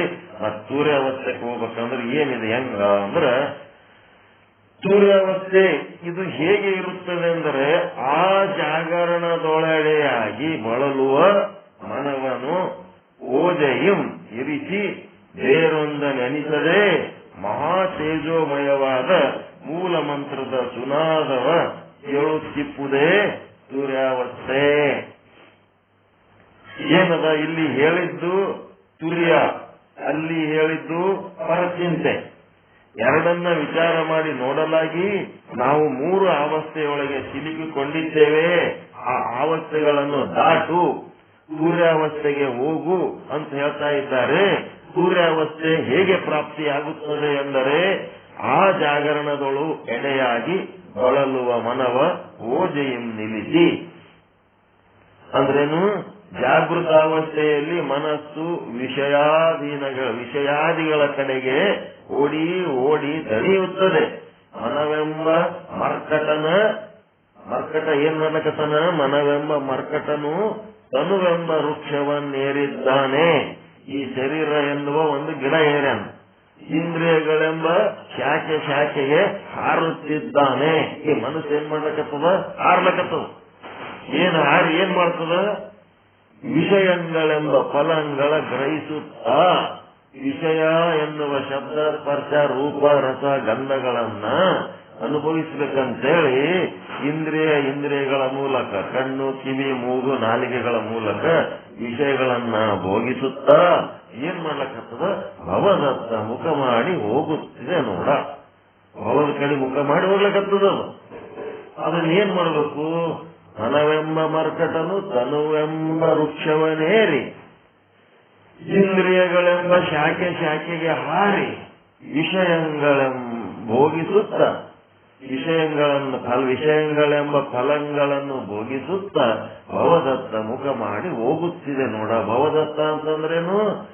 ಹಳಿ ಕರ್ಮ ಭೋಗಿಸ್ಲಕ್ ಬಂದು ಮತ್ತ ಹೊಸ ಕರ್ಮಗಳು ಮಾಡಿ ಮತ್ತ ಹೊಸ ಜನ್ಮಕ್ಕ ಮೂಲ ಆಗಂತ ಜೀವನ ಮಾಡ್ಲಕ್ಕತ್ತದ. ಭವದತ್ತ ಮುಖ ಮಾಡಿ ಹೋಗುತ್ತಿದೆ ನೋಡ. ಹೊರಗಿನ ಲೋಕದೊಳಗೆ ಅದು ವಿಷಯ ತಕ್ಕಾಗಿ ಹೋಗ್ಲಕ್ಕತ್ತದ.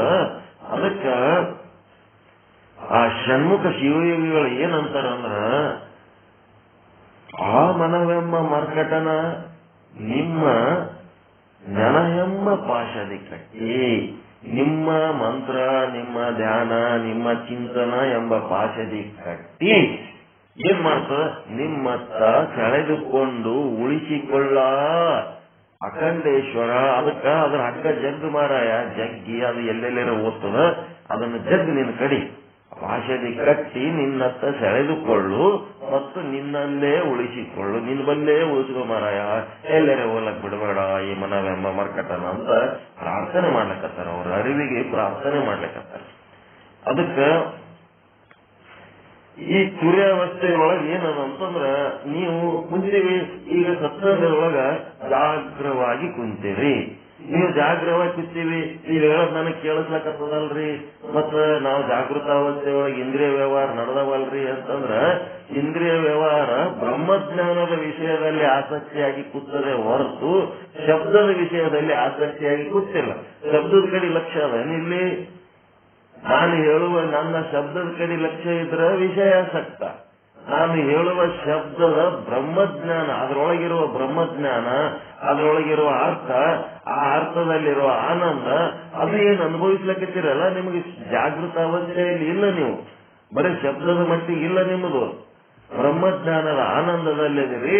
ನಿಮ್ಮ ಕಣ್ಣು ಲೌಕಿಕ ವಿಷಯ ಭೋಗಗಳ ಕಡೆ ಹರಿತಾ ಇಲ್ಲ. ಈ ಒಂದು ಸತ್ಸಂಗದಲ್ಲಿ ನೀವು ಕುಳಿತು ಬ್ರಹ್ಮಜ್ಞಾನ ಕೇಳುವಾಗ ನಿಮ್ಮ ಇಂದ್ರಿಯಗಳ ವ್ಯಾಪಾರ ಸ್ಥಗಿತಗೊಂಡಿದೆ.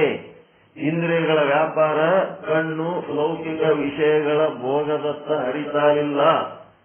ಕಿವಿ ಲೌಕಿಕ ಶಬ್ದಗಳ, ಅಲ್ಲಿ ಲೌಕಿಕ ದೃಶ್ಯಗಳ ಭೋಗ, ಕಿವಿಯಲ್ಲಿ ಲೌಕಿಕ ಶಬ್ದಗಳ ಭೋಗದಲ್ಲಿ ಆಸಕ್ತಿ ಇಲ್ಲ. ಚರ್ಮ ಲೌಕಿಕ ಸ್ಪರ್ಶಗಳ ಭೋಗದಲ್ಲಿ ಆಸಕ್ತಿ ಇಲ್ಲ. ನಾಲಿಗೆ ಲೌಕಿಕ ರುಚಿಗಳ, ಜಗತ್ತಿನ ವಸ್ತುಗಳ ರುಚಿಗಳ ಭೋಗದಲ್ಲಿ ಆಸಕ್ತಿ ಇಲ್ಲ. ಮತ್ತೆ ಮೂಗು ಲೌಕಿಕ ವಿಷಯ ಅಂದ್ರೆ ಗಂಧಗಳ ಭೋಗದಲ್ಲಿ ಆಸಕ್ತಿ ಇಲ್ಲ.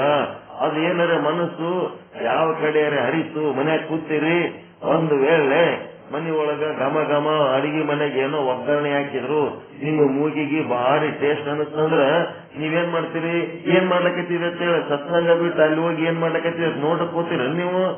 ಇಲ್ಲ. ಅದ್ರ ಕಡೆ ನಿಮಗ್ ಲಕ್ಷ್ಯ ಇಲ್ಲ. ನೀವು ಲಕ್ಷ್ಯ ಎಲ್ಲದ ಈ ಬ್ರಹ್ಮಜ್ಞಾನದ ಕಡೆ ಅದ.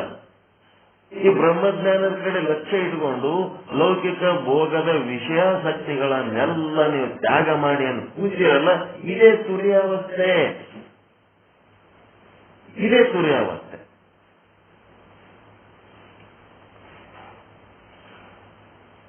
ನಿಮ್ಮ ಇಂದ್ರಿಯಗಳು ಏನಾಗ್ಯವ, ಸ್ಥಗಿತಗೊಂಡ್ಬಿಟ್ಟಾವ. ಲೌಕಿಕ ವ್ಯವಹಾರಗಳನ್ನ ಸ್ಥಗಿತಗೊಳಿಸಿ ಅವೇನ್ ಮಾಡ್ಯಾವ, ಸೋಮ್ ಕೂತ್ಬಿಟ್ಟಾವ. ಮನಸ್ಸು ಸೋಮ್ ಕೂತ್ಬಿಟ್ಟಾವ. ಏನ್ ಮಾಡ್ತಾ ಇದೆ, ಬ್ರಹ್ಮಜ್ಞಾನದ ಆನಂದ ಅನುಭವಿಸುವ ಸೋಮ್ ಕೂತ.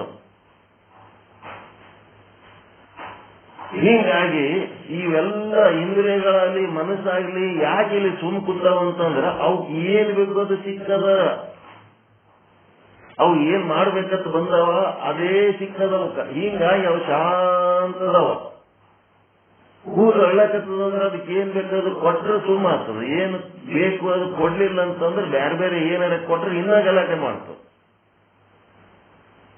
ಈ ಮನಸ್ಸು, ಇಂದ್ರಿಯಗಳು, ನಿಮ್ಮ ಶರೀರಗಳು ಒಂದು ಮನಿ ಬದುಕೋದಕ್ಕೆ ಬೇಕು ಅಂತ ಕಟ್ಕೊಳಕ್ ಬಂದವ ಹೊರತು 10 ಮನಿ ಕಟ್ಲಕ್ ಬಂದಿಲ್ಲ. ನೀವು 10 ಬಿಟ್ಟು 20 ಮನಿ ಕಟ್ಟಿದ್ರು ಏನಾಗ್ತದ ಪರಿಸ್ಥಿತಿ, ಇನ್ನ ಒಂದ್ ಮನಿ ಕಟ್ಟಮಂತದ. ಅಷ್ಟಕ್ಕೆ ಅದು ಸಮಾಧಾನ ಆಗಂಗೇ ಇಲ್ಲ. ಆದ್ರೆ ಇಲ್ಲಿ ಬ್ರಹ್ಮಜ್ಞಾನಕ್ಕೆ ಬಂತು ಅಂದ್ರೆ ಸೋಮ್ ಕುಂತ್ಬಿಡ್ತಾವ. ಇಷ್ಟೇ ಸಾಕ್ಬಿಡಪ್ಪ, ಇದೇ ಸಾಕು, ಇದೇ ಬೇಕು, ನಮ್ಗೆ ಇದೇ ಬೇಕಾಗ್ಯದ. ಇದು ಬಿಟ್ಟು ಲಕ್ಷ ಕೋಟಿ ದುಡ್ಡು ಎಣಸ್ಲಕತ್ತಾರ. ನಮಗ ಜಗ್ಗಿ ಆಸ್ತಿ ಖರೀದಿ ಮಾಡಿ ನಮಗ ಅವ್ರ ಬಗ್ಗೆ ಚಿಂತಿಸ್ತಾರ. ಮತ್ತಿನ್ನೇನೋ ಅಧಿಕಾರಿಗಳು ಮಾಡ್ಲಕ್ ಹೋಗಿ ಹಗಲು ರಾತ್ರಿ ನೀತಿ ಇಲ್ದಂಗ್ ಮಾಡ್ತಾರ. ನಮ್ಗ ಅವೆಲ್ಲ ಬೇಕಾಗಿಲ್ಲ ಮಾರಾಯ, ಈ ಬ್ರಹ್ಮಜ್ಞಾನ ಬೇಕಾಗ್ಯದ ಅಂತೇಳಿ ಇಲ್ಲಿ ಅವು ಶಾಂತವಾಗಿರ್ತಾವ. ನಿಮ್ ಇಂದ್ರಿಯಗಳು, ಮನಸ್ಸುಗಳು ಇದೇ ಓಜಯಂ ಉಪಾಯದಿಂದ ಬಂದು ಇಲ್ಲಿ ಕೂತು ಕೇಳಕತ್ತಿರಲ್ಲ, ಇದೇ ಸೂರ್ಯಾವಸ್ಥೆ. ಸೂರ್ಯಾವಸ್ಥೆ ಏನದ? ಬೇರೊಂದ ನೆನೀತದೆ. ಬೇರೆ ಏನಾರ ನೆನಸ್ಲಕತ್ತಿರ, ಬೇರೆ ಏನಾರ ಬೇಕನ್ಸ್ಲಕತ್ತದ ನಿಮಗ.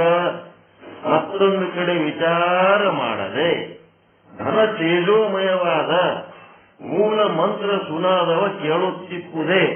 ಈಗ ಗುರು ಹೇಳುವ ವಾಕ್ಯದಲ್ಲಿ ನಿಮ್ಮ ಬ್ರಹ್ಮ ಸ್ವರೂಪದ ಆನಂದ ಏನು ಅನುಭವಿಸ್ಲಿಕ್ಕತ್ತಿರಲ್ಲ, ಅದೇ ನಿಮ್ಮ ಮೂಲ ಮಂತ್ರ. ಆನಂದನೇ ಮೂಲ ಮಂತ್ರ. ಓಂ ನಮ ಶಿವ, ಓಂ ನಮ ಶಿವ, ಓಂ ನಮ ಶಿವ ಅನ್ಕೋತ್ ಕುಂದ್ರದು ನನ್ನ ಶೈಲಿಯಲ್ಲಿ ಹರಿತಿತ್ತಂದ್ರೆ ಅದು ಅಲ್ಲ. ಆನಂದ ಏನು ಅದು ಅನುಭವಿಸ್ತಿರಲ್ಲ, ಅದೇ ನಿಮ್ಮ ಮೂಲ ಮಂತ್ರ. ಆನಂದದ ಸುನಾದದಲ್ಲಿ ಏನ್ ಮಾಡ್ಬೇಕು? ಅದು ಓಂ ನಮ ಶಿವಾಯ ಅಂತ ಅಂತಂದ್ರ ಆ ಮಂತ್ರದಿಂದ ನಿಮ್ಮದು ಈ ಬಾಹ್ಯವಾಗಿ ಹರಿತಿರ ಇಂದ್ರಿಯಗಳು ವಾಪಸ್ ಬಂದು ಅಂತರ್ಮುಖಿಯಾಗಿ ಕುಂದಿರಬೇಕು. ಆವಾಗ ಆ ಸುನಾದ ಗೊತ್ತಾಗ್ತದ.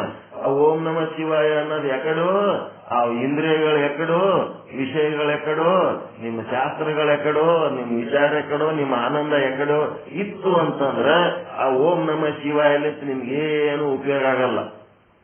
ನಿಮ್ಗೆ ಆನಂದ ಯಾವ ಅನುವಿನಿಂದ ಆಗ್ತದ? ಓದಿದ್ರಾಗ್ತದೋ, ಬರೆದ್ರಾಗ್ತದೋ, ಕೇಳಿದ್ರಾಗ್ತದೋ, ಜಪ ಮಾಡಿದ್ರಾಗ್ತದೋ, ಪೂಜೆ ಮಾಡಿದ್ರಾಗ್ತದೋ, ಸಾವಿರ ಗಟ್ಟಲೆ ವಿಧಾನಗಳು ಕೊಟ್ಟಾರ. ನಮಗೇನಾಗಬೇಕಾಗ್ಯದ? ನೆಕ್ಸ್ಟ್ ರಿಸಲ್ಟ್ ಆನಂದ ಆಗ್ಬೇಕಾಗ್ಯದ. ಆನಂದನ ತೆಕ್ಕೆ ಒಳಗಿರ್ಬೇಕಾಗ್ಯದ. ನಾವು ಲೆಕ್ಕದ ಉಪಾಸಕನಾಗಿರ್ಬೋದು, ಅವ ಪೂಜಾರಿ ಆಗಿರ್ಬೋದು, ಜ್ಞಾನಿ ಆಗಿರ್ಬೋದು, ಏನೆಲ್ಲ ಮಾಡಿ ಆನಂದದ ತೆಕ್ಕೆ ಒಳಗೆ ಇರ್ಲಿಲ್ಲ ಅಂದ್ರೆ ತಗೊಂಡು ಏನ್ ಮಾಡ್ತೀರ ಅದಕ್ಕೆ? ಈಗ ನಿಮ್ಗೆ ಆನಂದದ ತೆಕ್ಕೆ ಒಳಗೆ ಇದ್ದು ಖುಷಿಯಾಗಿ ನಿಮಗ್ ಒಂದು ಸಾರಿ ಇದರ ತೆಕ್ಕೆಗೆ ಬಿದ್ದರೆ ನನಗೆ ಖುಷಿ ಆಗ್ಯದ, ಇದೇ ರೀತಿ ನಾವು ಹಿಂಗೆ ತೆಕ್ಕೆಗೆ ಬಿತ್ತಿರೋಣ ಅಂತೇಳಿ ಆನಂದಕ್ಕೆ ಏನ್ ಬರ್ತಿರಲ್ಲ, ಇದು ನಿಮ್ಮ ಸ್ಥಿತಿ. ಇದು ನಿಮಗೆ ನಿಮ್ಮ ಗುಣ ಸ್ವಭಾವಕ್ಕ ಇದು ಸೆಟ್ ಆಗ್ಯದ. ಹಿಂಗಾಗಿ ಕೊನೆಗೆ ನಮ್ಗೆ ಆಗ್ಬೇಕಾಗಿದ್ದು ಆನಂದ. ಕೋಟಿ ಜಪ, ಲಕ್ಷ ಜಪ ಅಲ್ಲ. ಬರೀತಾರ, ಜಪ ಅಂತಾರ, ಏನೆಲ್ಲ ಮಾಡ್ತಾರ. ಆನಂದ ಆಗ್ಯದೇನು? ದುಃಖ ದೂರ ಆಗ್ಯದೇನು? ಇಲ್ಲ. ಅಂದ್ರೆ ನೀವು ಮಾಡಿದ್ದೆಲ್ಲ ಒಳಗೆ ಉಣಿಸಿ ಅನ್ಕೋದಂಗ ಅದ ಅಷ್ಟೇ.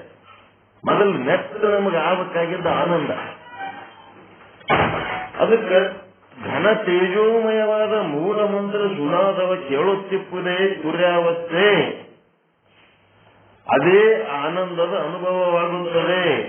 ಆನಂದದ ಅನುಭವ ಮುಖ್ಯ. ಸೂರ್ಯಾವಸ್ಥೆಗೆ ಹೋಗುವುದು, ಅಭ್ಯಾಸ ಮಾಡುವುದು, ಅಭ್ಯಾಸ ಮಾಡುವುದಕ್ಕೆ ಒಲ್ಲೆ ತಾನೇ ಆನಂದ ಬರಲಿ ಅಂತ ಅಂದ್ರೆ ಹಾಗಾಗಲು ಸಾಧ್ಯವಿಲ್ಲ. ಸಾಧನೆ ಇದ್ದಲ್ಲಿ ಮಾತ್ರ ಸಾಧ್ಯ ವಸ್ತು ಇರುತ್ತದೆ. ಸಾಧನೆ ಬೇಡ, ಸಾಧ್ಯ ಬೇಕು ಅಂದ್ರೆ ಅದು ಯಾರಿಗೂ ಬರಲಿಕ್ಕೆ ಸಾಧ್ಯವಿಲ್ಲ. ಹೀಗಾಗಿ ಆದ ಕಾರಣ ನಿನ್ನಲ್ಲಿ ಆ ಭವ ದುಃಖ ಇಲ್ಲವೇ ಇಲ್ಲ. ಜನ್ಮ ಮೊದಲಾದ ದುಃಖವು ಎಲ್ಲಿಯೂ ಇರುವುದಿಲ್ಲ, ಎಲ್ಲೆಲ್ಲಿ ಇಲ್ಲವು.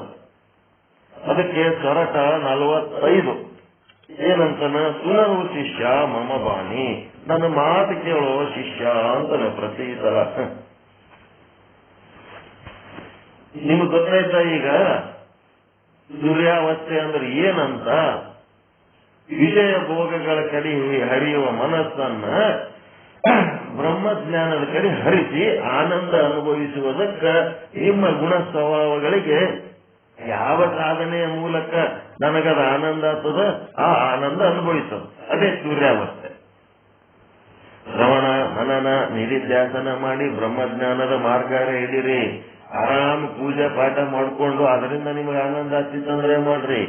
ಮತ್ತೆ ಧ್ಯಾನ ಮಾಡಿದ್ರೆ ಮಾಡ್ಲಿಕ್ಕೆ ಆಗ್ತಿತ್ತಂದ್ರೆ ಮಾಡ್ರಿ. ಅವು ಯಾವ ನಮಗ ಆಗಂಗಿಲ್ರಿ. ಒಳಗೆ ವಿಚಾರ ಮಾಡ್ಕೊಂಡು ವಿಚಾರದಿಂದ ನನಗೆ ವಿಚಾರ ಮಾಡ್ರಿ. ನಿಮ್ಮ ಗುಣ ಸ್ವಭಾವ, ನಿಮ್ಮ ಯೋಗ್ಯತೆಗೆ ಏನ್ ಮಾಡ್ಲಿಕ್ಕೆ ಸಾಧ್ಯದ ಮಾಡ್ರಿ. ಎಲ್ಲಕ್ಕಿಂತ ಮುಖ್ಯವಾಗಿ ನನಗೆ ಬೇಕಾಗಿರೋದು ನಿಮ್ಮೆಲ್ಲರ ಆನಂದದ ಅನುಭವ. ಆನಂದ ಅಂದ್ರೆ ಬ್ರಹ್ಮ, ಬ್ರಹ್ಮ ಅಂದ್ರೆ ಆನಂದ. ಎಂತ ಆನಂದ? ಯಾವ ವಿಷಯಗಳ ಯಾವ ಚಿಂತೆಗಳು ಇಲ್ಲದೆ ತನ್ನೊಳಗೆ ತಾನೇ ಉಂಟಾದ ಒರಿಜಿನಲ್ ಆನಂದ.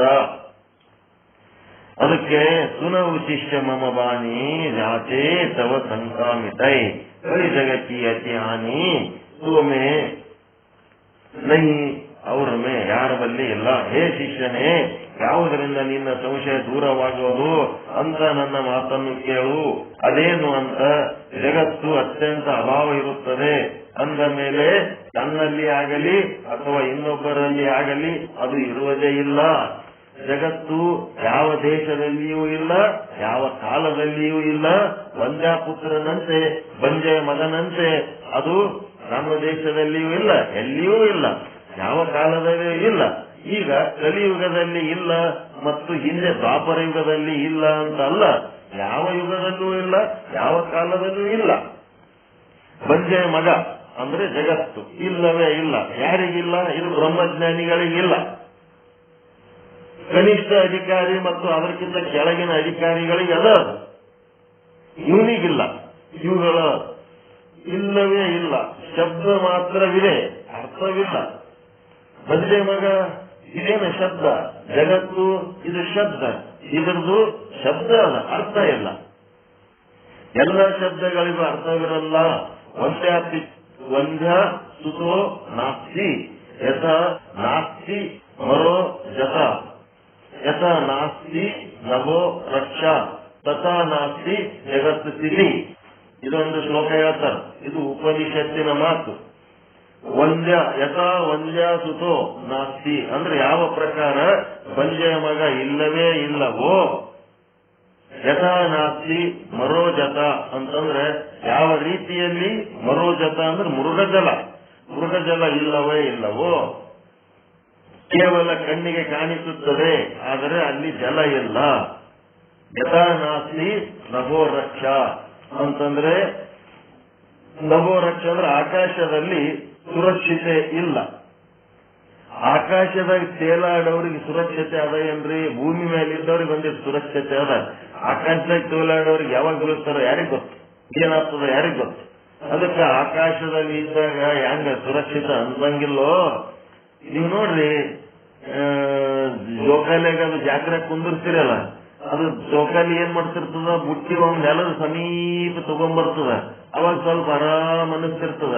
ನೆಲ ಬಿಟ್ಟು ಮ್ಯಾಲ ಹೋದಂಗೆಲ್ಲ ಭಯ ಆಗ್ತದಿಲ್ಲ, ಸೇಫ್ಟಿ ಇಲ್ಲ ಅಂತೇಳಿ. ಹಂಗ ಆಕಾಶದಾಗಿದ್ದಾಗ ಹೆಂಗ ರಕ್ಷಣೆ ಇರೋದಿಲ್ಲವೋ, ಅದೇ ರೀತಿಯಾಗಿ ತಥಾನಾಸ್ತಿ ಜಗತ್ತು ಸ್ಥಿತಿ. ಯಾರು ಜಗತ್ತಿನ ಬೆನ್ನತ್ತಿ ಹೋತಾರ ಅವರು ಜೇಂಟ್ ವೀಲ್ನ ಕೂತು ಮ್ಯಾಲ ಹೋದಂಗ. ಎಷ್ಟೋ ಸಲ ಮ್ಯಾಲ ಜೇಂಟ್ ವೀಲ್ಗಳು ಕಿತ್ಕೊಂಡು ಬಿದ್ದು ಮಂದಿ ಸತ್ತಾರಿಲ್ಲ. ಹಂಗ ಜಗತ್ತು ಕೂಡ ಆ ರೀತಿಯಾಗಿ ಇಲ್ಲ. ಇಲ್ಲದ ಜಗತ್ತು ನಾವೇನ್ ಮಾಡಿವಿ, ಆದಂತ ತಿಳ್ಕೊಂಡಿವಿ. ಜಗತ್ತಿನ ಆಕಾಶದಲ್ಲಿ ರಕ್ಷಣೆ ಇಲ್ಲದ ಹಾಗೆ, ಮರುಜಲ ಅಂತಂದ್ರೆ ಈ ಒಂದು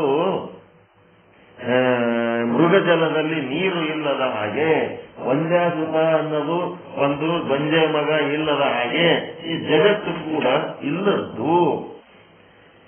ಇಲ್ಲಿ ಯಾವ ದೃಷ್ಟಿಯಿಂದ ಇಲ್ಲ ಎನ್ನುತ್ತಿದ್ದಾರೆ ಅಂತಂದ್ರೆ, ಹಗ್ಗದಲ್ಲಿ ಕಲ್ಪಿತವಾದ ಸರ್ಪವು ವ್ಯಾವಹಾರಿಕ ಸತ್ಯದಿಂದ ಅತ್ಯಂತ ಅಭಾವವಿರುವುದರಿಂದ, ಅದು ಬ್ರಹ್ಮದಲ್ಲಿ ಕಲ್ಪಿತವಾದ ಜಗತ್ತು ಪರಮಾರ್ಥ ಸತ್ಯದಿಂದ ಅತ್ಯಂತ ಅಭಾವವಿರುತ್ತದೆ.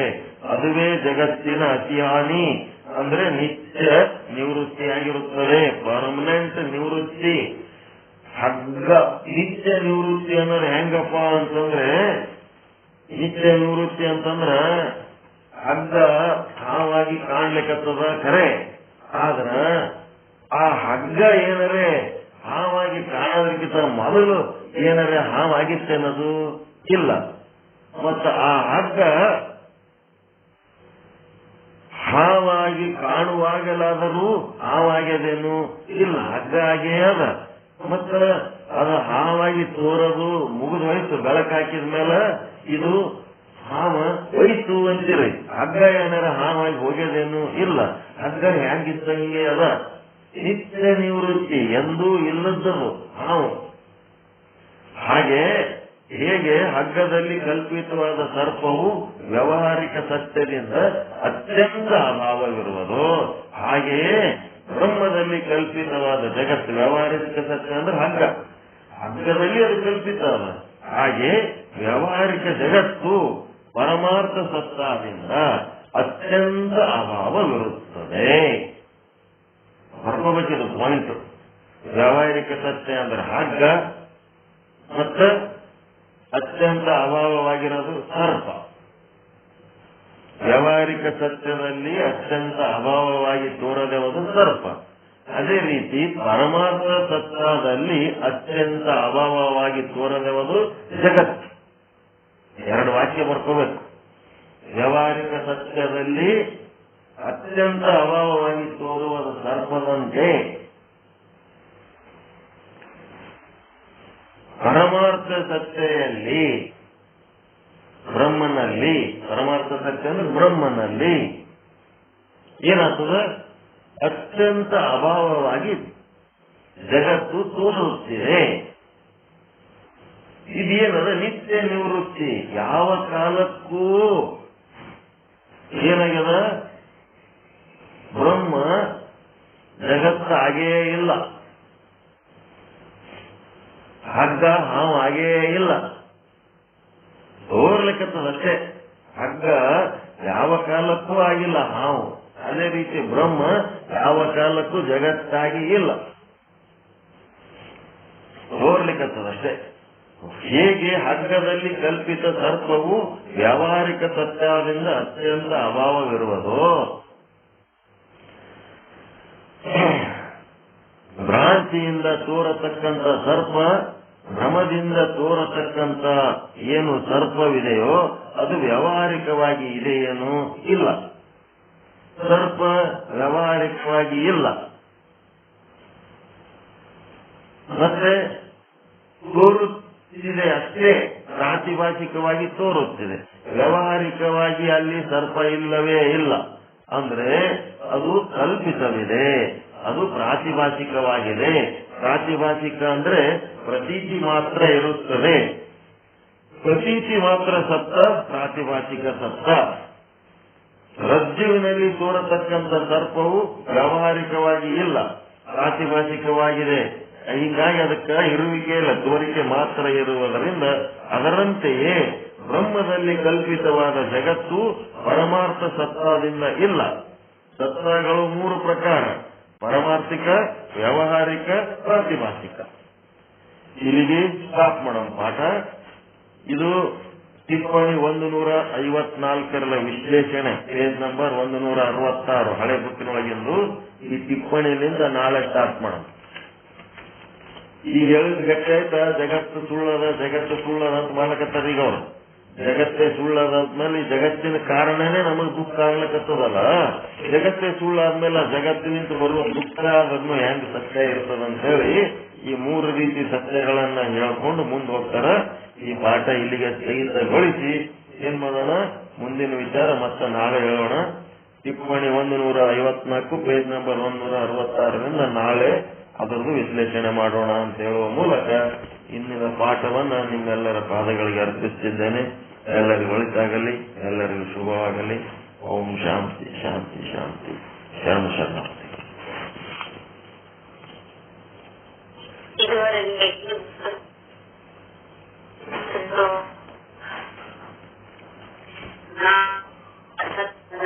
ನಮಗ ಹೇಳಿಕೊಟ್ರು. ಅದು ಪ್ರಾತಿಭಾಷಿಕವಾದ ತಿಳಿಸ್ಕೊ ಧನ್ಯವಾದ. ಇನ್ನು ಮುಂದೆ ಪ್ರಾಸ್ತಾವಿಕ ನೆನಪು ಕಾರ್ಯಕ್ರಮವನ್ನ ಮಾಡಿ ಹೇಳಬೇಕು.